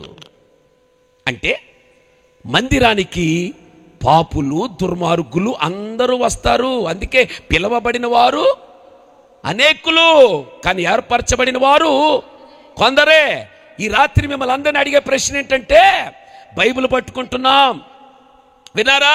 బైబిల్ పట్టుకుంటున్నాం, ఆరాధన చేస్తున్నాం, పాటలు పాడుతున్నాం, నేను అంటాను పరిచర్య చేస్తున్నాం, బరకాలు సర్దుతున్నాం, కుర్చీలు సర్దుతున్నాం, దశమ భాగం ఖచ్చితంగా వేస్తున్నాం. ఇంతకీ నువ్వు మందిరంలో ఉన్నావా, సంఘంలో ఉన్నావా? హలో, సంఘంలో లేవు. సంఘంలో ఉండాలి అని చెప్పడానికి ఒక విషయం మీతో నేను చెప్తాను. మందిరములో ఉన్నవాడు ఎలాంటోడైనా వస్తాడు, వాడు వేగవాహనం ఎక్కలేడు. అందుకే మందిరములోంచి ఎక్కడికి వెళ్ళాలట? జీవము గల దేవుని సంఘములోనికి వెళ్ళాలి. మందిరం అంటే మనుషులు కట్టేది. మనుషులు కట్టిన మందిరములోకి వచ్చిన వాడే సంఘములోకి వెళతాడు. ఆ సంఘములోకి వెళ్ళిన వాడు ఏం చేయాలి? మొదటి అనుభవం ఏంటంటే సంఘపు అనుభవం. చెప్పండి. ఎవడు మేఘవాహనం ఎక్కుతాడంటే సంఘపు అనుభవం కలిగిన వాడు మాత్రమే మేఘవాహనానికి ఎక్కుతాడు. కానీ మందిరపు అనుభవం కలిగినోడు మాత్రం ఎక్కలేడు. మరి సంఘపు అనుభవం కలగాలంటే ఏం చేయాలి పాస్టర్ గారు? తెరవండి రెండవ అనుభవం. తిమోతి రాసిన మొదటి పత్రిక 2:4. తిమోతికి రాసిన మొదటి పత్రిక 2:4 మనుషులందరూ ఆయన మనుషులందరూ రక్షణ పొంది సత్యమును గూర్చిన ఎలాగట? మనుషులందరూ, హలో, ఎవ్రీ హ్యూమన్ బీయింగ్, ప్రాణమున్న ప్రతి మనిషి, ఇదిగో నేను మనిషిని అనుకుంటున్న ప్రతి ఒక్కడేం చేయాలట? రక్షణ పొందాలి. నోరు తెరిచి చెప్పండి మాట. రక్షణ పొందాలి. ఇప్పుడు చెప్తాను వినండి. రక్షణ పొందినోడే సంఘంలోకి వచ్చినోడు. ఆమెన్ చెప్పాలి ఒకసారి. రక్షణ పొందలేనుడు ఎక్కడి దాకా వచ్చాడు? మందిరం దాకా వచ్చాడు. మొదటి అనుభవం సంఘపు అనుభవం. సంఘంలో ఉన్నావని ఎలా రుజువుపరచగలవంటే రక్షణలోనికి రావాలి. హలో, ఇక్కడ మీకు ఒక క్లారిటీగా చెప్తాను నేను. ఇక్కడ కూర్చున్న మీ అందరూ మందిరానికి వెళ్ళేవాళ్ళు, వెళ్తున్నాను వాళ్ళందరూ అల్లేలో చెప్పండి. పర్లేదు, ఓపెన్గా చెప్పండి, దీంట్లో మర్మం ఏమీ లేదు. మందిరానికి వెళ్తున్న వాళ్ళందరూ అల్లేలో చెప్పండి. మీరందరూ మందిరానికి వెళ్తున్నారు. ఇప్పుడు రక్షణ పొందిన వాళ్ళు అల్లేలో చెప్పండి. అంటే ఇక్కడ ఎన్ని గుంపులు ఉన్నాయి? 2 గుంపులు ఉన్నాయి. ఒకటి ఏ గుంపు? మందిరానికి వచ్చే గుంపు. ఇంకో గుంపు ఏ గుంపు? సంఘానికి వచ్చే గుంపు. సంఘానికి వచ్చారు అని చెప్పడానికి వాళ్ళు ఏం పొందుకున్నారు? రక్షణ పొందుకున్నారు. That's all. రక్షణ పొందుకున్నవాడే మేఘవాహనానికి అర్హుడు. అదేంటి పాస్టర్ గారు, నేను రక్షణ పొందుకున్నాను, వెళ్ళలేరంటారా? హలో, నేను ఖచ్చితంగా చెప్తాను, వెళ్ళలేవు. ఎందుకు వెళ్ళలేవంటే రక్షణ అనుభవం కావాలా. ప్రతి దానికి వాయిదా, చిన్నదానికి పెద్దదానికి చిన్నదానికి. ఒకసారి చెప్పానా మీకు? ఓ చోట ఓ సంఘంలో మరియమ్మ ఉందట. ఇక్కడ ఎవరైనా మరియమ్మలు ఉంటే ఫీల్ అవ్వకండి.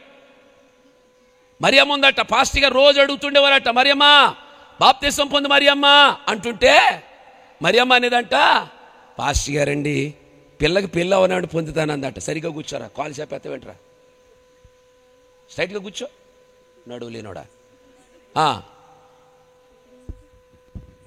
మరియమ్మ రోజు పాస్టర్ గారు అడుగుతుండేవారట, మరియమ్మ బాప్తిసం పొందు మరియమ్మ అంటే మరియమ్మ అనేదంట, పాస్టర్ గారండి పిల్లకి పిల్ల అవనాడు పొందేస్తాననేదట. పాపం పాస్టర్ గారు పిల్లకి కూడా వెళ్ళాడు, భోజనం చేశాడు. మరియమ్మ బాప్తిసం పొందే మరియమ్మ అంటే అప్పుడు ఆవిడందంట, ఊరుకోండి, పిల్లకి పిల్లే కూరుకుంటామా, రేపు మాపు పిల్ల పుట్టదా అని మళ్ళీ పిల్ల పుట్టేదాకా వాయిదా వేసింది. సరే, పిల్ల పుట్టాక బారసాలకు కూడా వెళ్ళాడు పాపం పాస్టర్ గారు.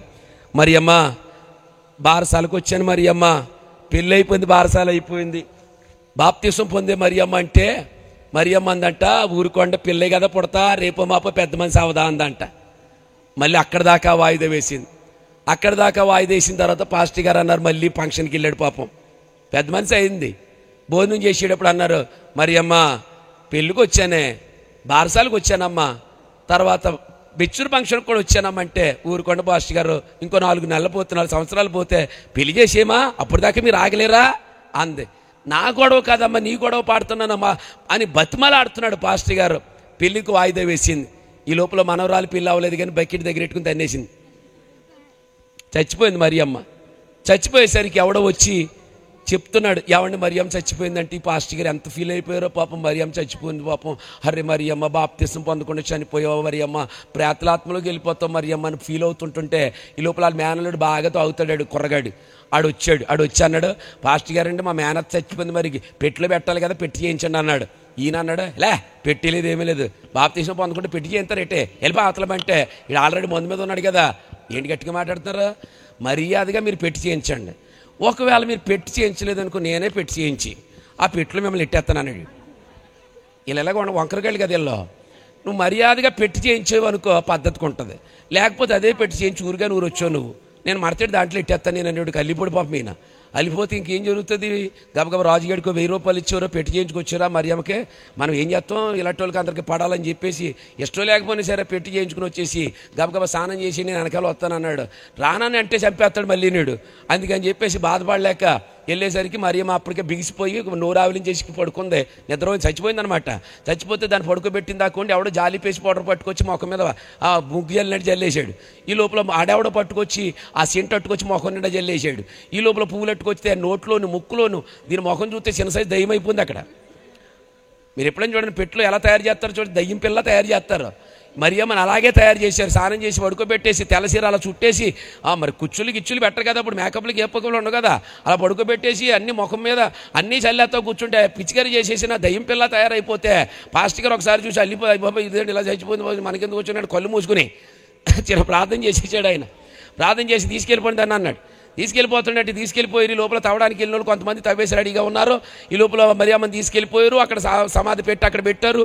ఏదో ఒక మేక ఉంటుంది అనమాట, అన్ని మేకలు వేరు. ఎందుకంటే ఆఖరణ ఆవిడ కూడా వస్తాడు కదా, ఆ శివరి నుంచి ఆడ మూలశంఖ ఉందనుకోండి, ఏదో గొడవ. ఆడ శివరి నుంచి వస్తాడు. ఆ శివరి నుంచి ఎవడో పరిగెట్టుకొస్తున్నాడు, కాస్త మందేశాడు. మా చెల్లె నా చెల్లె నా చెల్లో నా చెల్లెని పరిగెట్టుకొస్తున్నాడు. ఆడు పరిగెట్టుకొస్తా కూర్చుంటాడు. ఎవడ అంటున్నాడు, రే కంగారు పడకండి సంగ పెద్ద అంటున్నాడు. ఆడు వస్తున్నాడు, వాళ్ళ అన్నయ్య అనుకుంటున్నాడు. ఆడు పొట్టోళ్ళు వాడు కంగారు పడకండి అలాగే ఉంచండి రా అని లోగా సీన్ కట్ చేస్తే మరియమ్మ ఆత్మ పరలోకానికి వెళ్ళింది.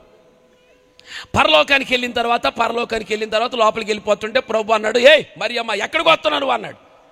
లోపలికి వస్తున్నాను అంది. ఎక్కడికి వస్తావు? ఇలా బయటకు పో అన్నాడు. బయటకు పో అండి. అదేంటి ప్రభు అలాగే ఆపేస్తావు అంటే రక్షణ ఉందా, బాప్తిసం పొందావా అంటే ఎంత సీన్ ఉంటుందంటే అప్పుడు పొందేద్దుని కదా అని అక్కడ గుమ్మం కాడు కూర్చుని డాక్రా పేషెంట్ డబ్బులు కట్టకపోతే కదలదు కదా, అలాగే ఏడిపించేస్తుంది యేసుబాబుని పట్టుకుని. ప్రభువా మీ అమ్మగారి పేరు మరియమ్మే, నా పేరు మరియమ్మే, లోపలికి వచ్చాను అంద. పేరు ఎట్టుకుంటే మరియమ్మ లోపల బయట పో అన్నాడు. తర్వాత ఈలోగా అంది, మన పాస్టర్ గారికి భోజనం పెట్టి తెల్లబట్టలు ఎట్టాను వచ్చేయమంటావా? అలాంటి ఏమి కుదరదు, నాకు కావాల్సింది ఏంటి, బాప్తిసం పొందాలి. నువ్వు పొందలేదంటే అప్పుడు పట్టుకుని పీడించేసి మొత్తం మీద యేసుప్రభుని కరగజేసేసి, ప్రభువా ఇదిగో నాకు నువ్వు అవకాశం ఇస్తే భూమి మీదకి వెళ్ళి బాప్తిసం పొంది వస్తానంది.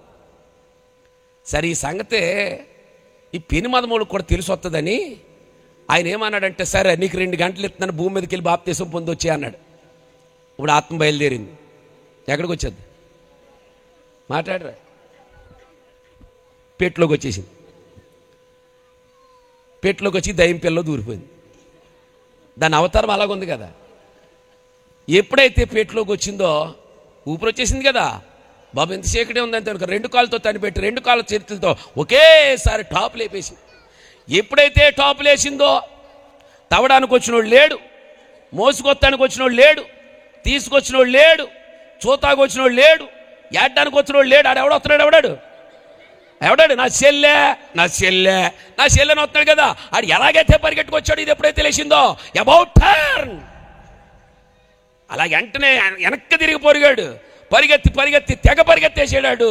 ఈ మరియమ్మ పైకి లేచిపోయింది. ఇది పైకి లేచిపోయి 2 గంటల్లో బాప్తిసం పొందాల. చెంగి ఇలా మూడెట్టుకుంది, జుట్టు ఇలా మూడెట్టుకుంది.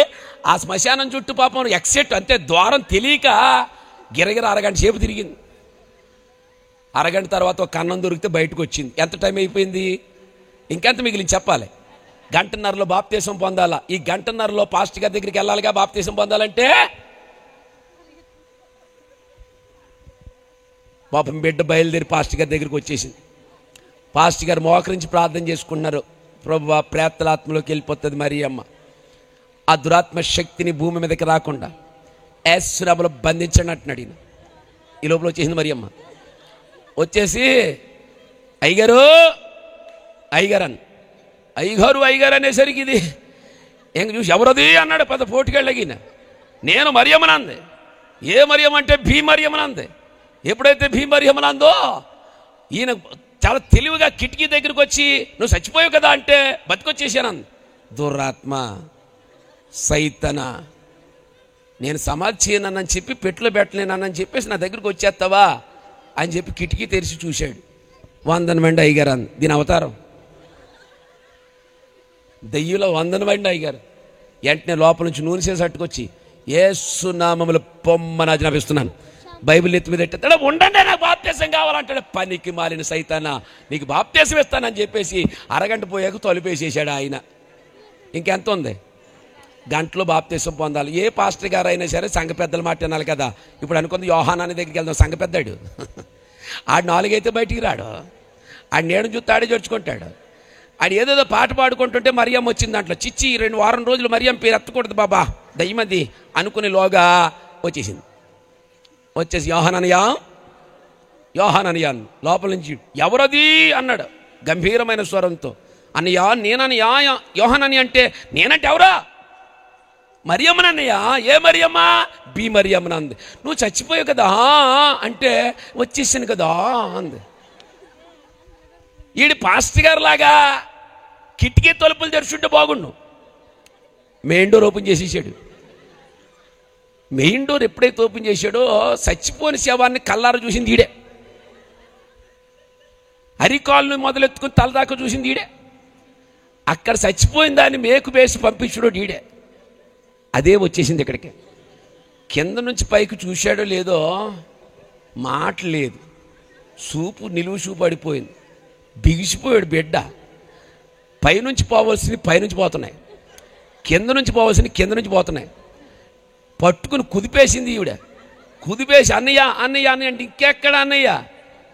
ఆడు మెయిన్ డోర్ తెరిచాడా? అయిపోయింది. ఇంకా అక్కడ అరగంట సేపు బతిమాలింది. ఇంక ఈడు అయిపోయాడు అనుకుంది. ఇంకెంత మిగిలింది? అరగంటలో బాప్తీసం పొందాలి.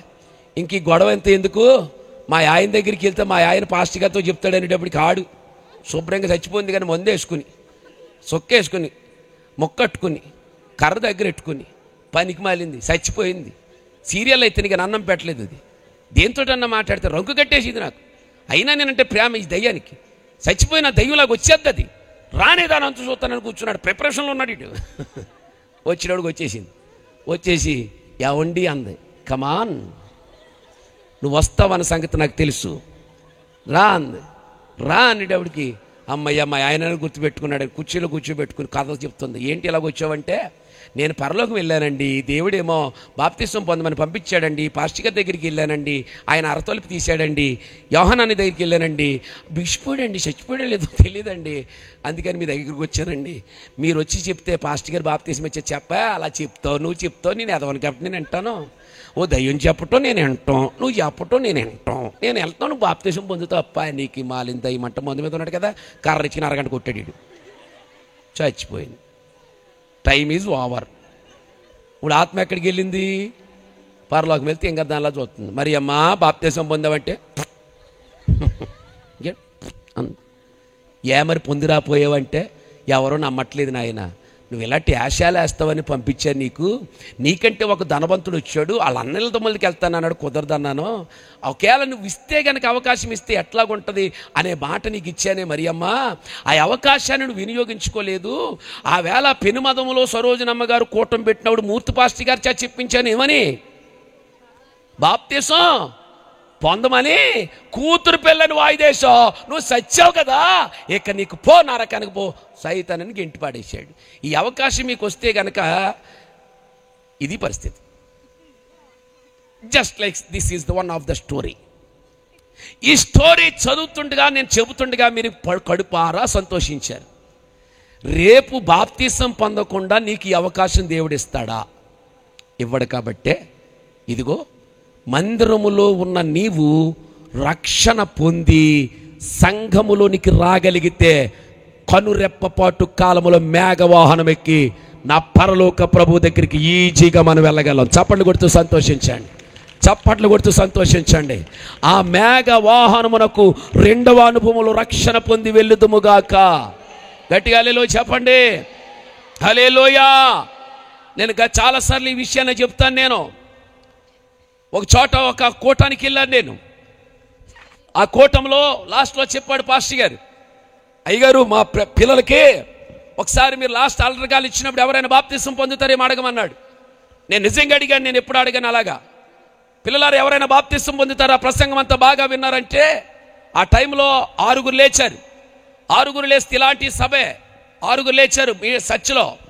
సరే 6 లేచిన తర్వాత ఒక సిస్టర్, నాకు బాగా గుర్తుంది, కర్లింగ్ హెయిర్, రెడ్ చాప్, కాజు కళ్ళు, ఈ రైట్ సైడ్లో నిలబడింది. ఆ చెల్లి ఈలోగా ఆ చెల్లి బాప్తిసం పొందుతానే డిగ్రీ చదువుతుంది అమ్మాయి. ఈలోగా ఆ మూలను ఉన్నటువంటి వాళ్ళ అమ్మ ఈ అమ్మాయిని చూసి అంటే కూర్చోమన్నానా అని కేకలు పెడుతుంది. అప్పుడు నేను అన్నానమ్మ, ఏటి మీ ప్రాబ్లం? మీ అమ్మాయి అంటే అవునండి మా అమ్మాయి అండి బాప్తిసం పొందుతానే లేచింది సార్, అమ్మాయిని కూర్చోమనండి మీరు అన్న. అదేటమ్మా వయసుకు వచ్చింది కదా, ఏం చదువుతుందంటే డిగ్రీ చదువుతుందండి.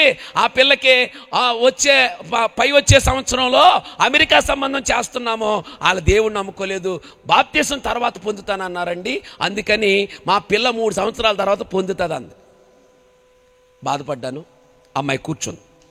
సరిగ్గా ఒక 6 నెలల తర్వాత ఈ సంఘ పాస్టర్ గారు నన్ను వాక్యం చెప్పడానికి పిలిచారు. పిలిస్తే బండి ఉండే అప్పుడు ఆ బండి మీద నేను అలాగే వెళ్ళి ఒక డౌన్లో దిగాను. అక్కడ పెద్ద ఫ్లెక్సీ కట్టి గులాబీ పువ్వులు పెట్టి దాంట్లో ఒక ఫోటో పెట్టి అకాల మరణాన్ని చింతిస్తున్నామని ఏదో చిన్న వాక్యం వేశారు. తీరా చూస్తే ఆ గులాబీ పూల మధ్యలో చనిపోయిందే ఈ అమ్మాయి. నా కళ్ళెదురుగా వాళ్ళ తల్లి తిడితే ఆ గాజు కళ్ళు కలిగిన అమ్మాయి కింద కూర్చొని చూశారు. ఆ అమ్మాయి చనిపోయి ఫోటో పెట్టారు. అక్కడ పాస్టర్ గారికి ఫోన్ చేసి అడిగాను, సార్ ఇక్కడ మీ సంఘ బిడ్డ ఎవరో చనిపోయారంటే, అప్పుడు ఆయన చెప్పాడు మీరు ఎక్కడున్నారు అర్జెంటుగా వచ్చాడు అన్నాడు. వెళ్ళిన తర్వాత తీరా చూస్తే ఆ అమ్మాయికి కోటానికే వాక్యం చెప్పడానికి వెళ్ళాను నేను. జరిగింది చెప్పాడు. అమ్మాయికి మైగ్రేన్ వ్యాధి ఉందండి. అమ్మాయికి గబగబా ఏదో టెన్షన్ ఫీల్ అయితే 2 నరాలు తెగిపోయి, అందుకని ఆమెను జిఎస్ఎల్ హాస్పిటల్ తీసుకెళ్తే కూడదు గవర్నమెంట్ హాస్పిటల్ తీసుకెళ్ళమన్నారు. అందుకే తీసుకెళ్తుంటే పెద్దాపురం చనిపోతే అంబులెన్స్లో తీసుకొచ్చేసారండి. చనిపోయి అప్పుడే 11 రోజులు అవుతుందన్నారు. ఆ కార్యక్రమం వాక్యం చెప్తానికి చాలా బాధతో నా కళ్ళారా చూశానేమో బాప్తిసం పొందడానికి లేచిన అమ్మాయి కళ్ళలో ఆడుతూనే ఉంది ఆ చెల్లి. ఈ లోపల వెళ్తున్నాను నేను వాక్యం చెప్పడానికి, బైబిల్ తీసుకుని వెళ్తే గదిలోంచి పరిగెత్తుకొచ్చింది వాళ్ళ తల్లి. పరిగెత్తుకుని వచ్చి 2 కాళ్ళ సందిట్లో పడిపోయింది. 2 కాళ్ళ సందిట్లో పడిపోయి పాస్టర్ గారు నన్ను క్షమించండి అంది. పట్టుకుని లేపడానికి ఫీల్ అవుతున్నాను నేను భుజమే చేయడానికి. నా ముఖమంగు చూసి అంటుంది, నా ఒక్కగానొక్క కూతురయ్య గారు, అందాల కూతురయ్య గారు, ఎంత బాగా చదివించాబో అయ్య గారు, ఆ వేళ మీరు బాప్తిసం పొందమని అడుగుతున్నప్పుడు లేవమని చెప్తే లేచిన నా కూతుర్ని నేనే కూర్చోమని చెప్పాను అయ్య గారు. ఆ వేళ గనక బాప్తిసం పొంది ఉంటే గనక నా కూతురు నాకు బ్రతుకునేమో, ప్రార్థన చేసి బ్రతికించండి అంటుంది. Is it possible? అవుతుందా? నేను ప్రార్థన చేసి బ్రతికించగలనా? కానీ అవకాశాన్ని చేతులారా జాడ విరుచుకుంది. నేను ఈ రీతిగా మీతో ఈ మాట చెప్పదలుచుకున్నాను. ఆ అమ్మాయి ప్రతిరూపం నా కళ్ళల్లోనే నిలబడింది. ఇంకా నిజంగా ఆ వేళ బాప్తిసం ఇచ్చుంటే చనిపోయినా పర్లేదు, మేఘవాహనం మీద వెళ్ళినేమో. కానీ ఈ రోజున చాలామంది చెల్లాయిలు ఆ పిల్లలు బాప్తిసం పొందుతానంటే 50% ఆటంకం ఎవరంటే అమ్మ నాన్నలే. మీ పిల్లలకి మరణానికి అప్పగించే వాళ్ళు మీరే. బాప్తిసం పొందుతానంటే పెళ్ళిళ్ళకి పాస్ అయిన తర్వాత, ఉద్యోగం వచ్చిన తర్వాత ఇంకెంతకాలం చెప్పాలి మేము రక్షణ పొందమని? చచ్చేదాకా పొందరా? యేసయ్య చెప్పాడు, మీరు సర్వలోకానికి వెళ్ళండి, సర్వ సృష్టికి సువార్త ప్రకటించండి, నమ్మి బాప్తిసం పొందిన వాడు రక్షించబడతాడు, వారికి తండ్రి కుమార పరిశుద్ధాత్మ నామములో బాప్తిసం అంటాడు. అంటే బాప్తిసం అనేది ఆజ్ఞ. That's not a request, it's an order. బాప్తిసం అనేది ఆజ్ఞ. ఎవడైతే బాప్తిసం పొందలేదో ఆ బాప్తిసం పొందలేని వాడిని సేవకులారా గెడ్డం పట్టుకు బతిమలాడకండి, పొందమని ఆర్డర్ వేయండి. నువ్వు బాప్తిసం పొందట్లేదంటే ఆజ్ఞను అతిక్రమించినట్లు లెక్క. ఆజ్ఞ అతిక్రమమే పాపం అన్నట్టు లెక్క. పాపం వలన వచ్చు జీతము మరణమైతే ఈ రోజున మందిరానికి వచ్చే వాళ్ళందరూ బాప్తిసం పొందకపోతే మరణానికి దగ్గరగా ఉన్నట్టు లెక్క. అంటే నువ్వు ఆజ్ఞను అతిక్రమిస్తున్నట్టు లెక్క. నన్ను ఇలాగ అడగనివ్వండి, ఇలాంటి కూటాలు పెట్టి ఇదిగో నీకు కడుపులో కంతిపోతుంది యేసు నామములో అంటే ఆమేన్ అని గట్టిగా అరుస్తారు. రేపు నీ గర్భాన మంచి పిల్లోడు పడతాడంటే ఆమేన్ అని అరుస్తారు. ఇవాళ నీకు ఇల్లు కట్టబోతున్నావు బిడ్డ అంటే ఆమేన్ అని చప్పట్లు కొడతారు. నీకు చక్కని సంబంధం వస్తుందంటే ఆమేన్ అంటూ సంబంధాలు చప్పట్లు కొడతారు మీరందరూనే. ఇంకెంతకాలం స్వస్థతలు మీకు, ఇంకెంతకాలం భూ సంబంధమైన ఆశీర్వాదాలు. ఇలాగ నేను అంటాను, రక్షణ అంటే భూమి మీద ఇల్లు కట్టుకోవటమో, పెళ్లిళ్ళు చేసుకోవటమో, ఉద్యోగాలు సంపాదించుకోవటమో, అకౌంట్ బ్యాలెన్స్లు పెంచుకోవటమే కాదు, కనురెప్పపాటు కాలములో మారు మనసు పొంది నీటి బాప్తీసం పొందటమే నిజమైన రక్షణ. వాడే మందిరములో నుంచి సంఘములోనికి వచ్చినట్లు లెక్క. వాడు మాత్రమే మేఘవాహనం ఎక్కి వెళ్ళగలడు. కొట్టి గట్టిగా చప్పట్లు. సిగ్గుపడతాం. ఇంకా ఆటంకపరుస్తారా మీ పిల్లల్ని? ఇంకా ఎంతకాలం బ్రతిమలాలి? ఇంకెంతకాలం? చెప్పండి చెల్లాయిలు, చెప్పండి తమ్ముళ్ళు. మందిరంలో పని చేస్తున్నావు, ఆరాధన చేస్తున్నావు, డ్రమ్ము కొడుతున్నావు, కుర్చీలు సదురుతున్నావు, వంటలు బాగా చేస్తున్నావు, బాగా వడ్డిస్తున్నావు, ఇస్తరాకులు కూడా ఎత్తుతున్నావు. కానీ మేఘవాహనం వస్తే నువ్వెక్కలేవు. నువ్వెక్కాలంటే మందిరము నుంచి ఎక్కడికి రావాలా? సంఘములోకి రావాలా. సంఘములోకి రావాలంటే రక్షణ అనుభవం పొందాలి. రక్షణ అనుభవం పొందకుండా నువ్వు పరలోకపు యొక్క వాహనం ఎక్కలేవు. ఆలోచించండి. రాత్రి ఇంటికి వెళ్ళి పండుకుని ఆలోచించండి. రేపు మేఘవాహనం వస్తే వాట్ అబౌట్ యూ? వైరస్ వస్తుంది అనుకోలేదు, కరోనా వచ్చింది. ఏమన్నా చేయగలిగారా? ధనవంతులు ఏమైనా చేయగలిగారా? డాక్టర్స్ ఏమైనా చేయగలిగారా? ఎవడు ఏమి చేయలేకపోయాడు. రెండవ రాకడ వచ్చినప్పుడు కూడా ఎవడేం చేయలేడు. ఎక్కుతావా మేఘవాహనం? లేకపోతే రొమ్ము కొట్టుకునే స్థితిలో ఉంటావా? మీ పిల్లలు కాలేజీలకు వెళుతుంటే, స్కూళ్ళ నుంచి ఇంచుమించు 13 సంవత్సరాల వయసు వస్తే మీ పిల్లలకు బాప్తీసాలు ఇప్పించండి తల్లిదండ్రులారా. దేవుడు రావాలా మీకు ఇంకా చెప్పడానికి? రక్షణ పొందమని చెప్పడానికి దేవుడు దిగి రావాలా? మాలాంటి సేవకులు సరిపోరా? దేవుడు దిగొచ్చి చెప్పేటంత వరకు ఏమో రేపు మంది కాదు. ఆ చెల్లిలాగా మీ ఫొటోస్ అక్కడ ఉండడం కాదు, మేఘవాహనం మీద మనం కాలు ఇడుదుముగాక. ఆ స్థితిని మనకు రావాలంటే మందిరములో ఉన్నవాడు ఎక్కడికి రావాలా? సంఘములోకి రావాలా. సంఘములో ఉన్నవాడు రక్షణలోనికి రావాలా. ఆమేన్ చెప్పండి ఒకసారి. ఆమేన్ చెప్పండి. రక్షణ అంటే నేను ఎలా చెబుతాను? రక్షణ పొందితే పెళ్లిళ్ళు అవుతాయి, రక్షణ పొందితే ఇల్లులు కట్టుకుంటారు, రక్షణ పొందుకుంటే ఆగిపోయిన ద్వారాలు తెరవబడతాయి. నో. రక్షణ పొందటం అంటే నమ్మటం. రక్షణ పొందమంటే నీతిగా బ్రతకటం. రక్షణ అంటే నీటి బాప్తిస్మం ద్వారా మొత్తం క్లీన్ చేయబడటం. అందుకే పెండ్లి కుమార్తె స్నానము చేయటం అన్నారు. సిద్ధపడటం. 2 అనుభవాలు చెప్పాను మీకు. మేఘవాహనం ఎక్కాలి అంటే మందిరపు అనుభవం, సంఘపు అనుభవం కావాలి. సంఘంలోకి రావాలంటే ఎక్కడి నుంచి ట్రాన్స్ఫర్ అవ్వాలి? మందిరములో నుండి సంఘములోకి రావాలి. సంఘములో నుండి రక్షణలోకి రావాలి. రక్షణలోకి వచ్చిన ప్రతి ఓడి ఎక్కెత్తడా? మళ్ళీ కూర్చును తెల్లవారు ఇలాగే చెప్పేస్తాను మీకు. రక్షణలోకి వచ్చిన ప్రతి ఓడు మేఘవాహనం ఎక్కెత్తడా? మరి అలాగనుకుంటే సద్దూకాయలు పరిశీలు అందరూ వచ్చి ఏమన్నారు? నాకు బాప్తీసం ఇచ్చేమన్నారుగా యోహాన్ని. అప్పుడు యోహాన్ ఏమన్నాడు? ఒరే సర్ప సంతానమా బాప్తీసం అడుగుతారు పనికి మాలోళ్ళారా? బుద్ధి మారలేదు, సిగ్గు లేదా? అంటే ఇప్పుడు రక్షణ పొందిన వాళ్ళందరూ పరలోకం ఎక్కెళ్ళిపోతారు అన్నది కూడా తప్పే. అయితే మరి ఏం చేయాలి సార్? ఇప్పుడు దాకేమో రక్షణ కోసం వాయించి వదిలేశారు, రక్షణ పొందితే సరిపోదు అంటారా? నో. మనం దేవుని చూడాలి. దేవుని చూడాలంటే ఎవడట పరిశుద్ధత లేకుండా ఎవడును దేవుని చూడలేడు. అంటే లాస్ట్ పాయింట్ పట్టుకుని వెళ్ళిపోండి మీరందరూ. ఏమిటంటే రక్షణ పొందిన వాడు పరిశుద్ధంగా జీవించాలి. బైబిల్ గ్రంథంలో దేవుని చూడాలంటే ఏం కావాలి చెప్పండి? కాదు. ఎవరు దేవుని చూస్తారు? అందరూ చెప్పాలి.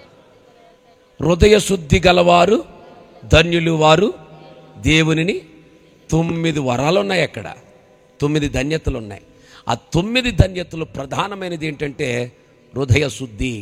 హృదయ శుద్ధి గలవారు ధన్యులు వారు దేవునిని చూస్తారు. నా వైపు చూడండి.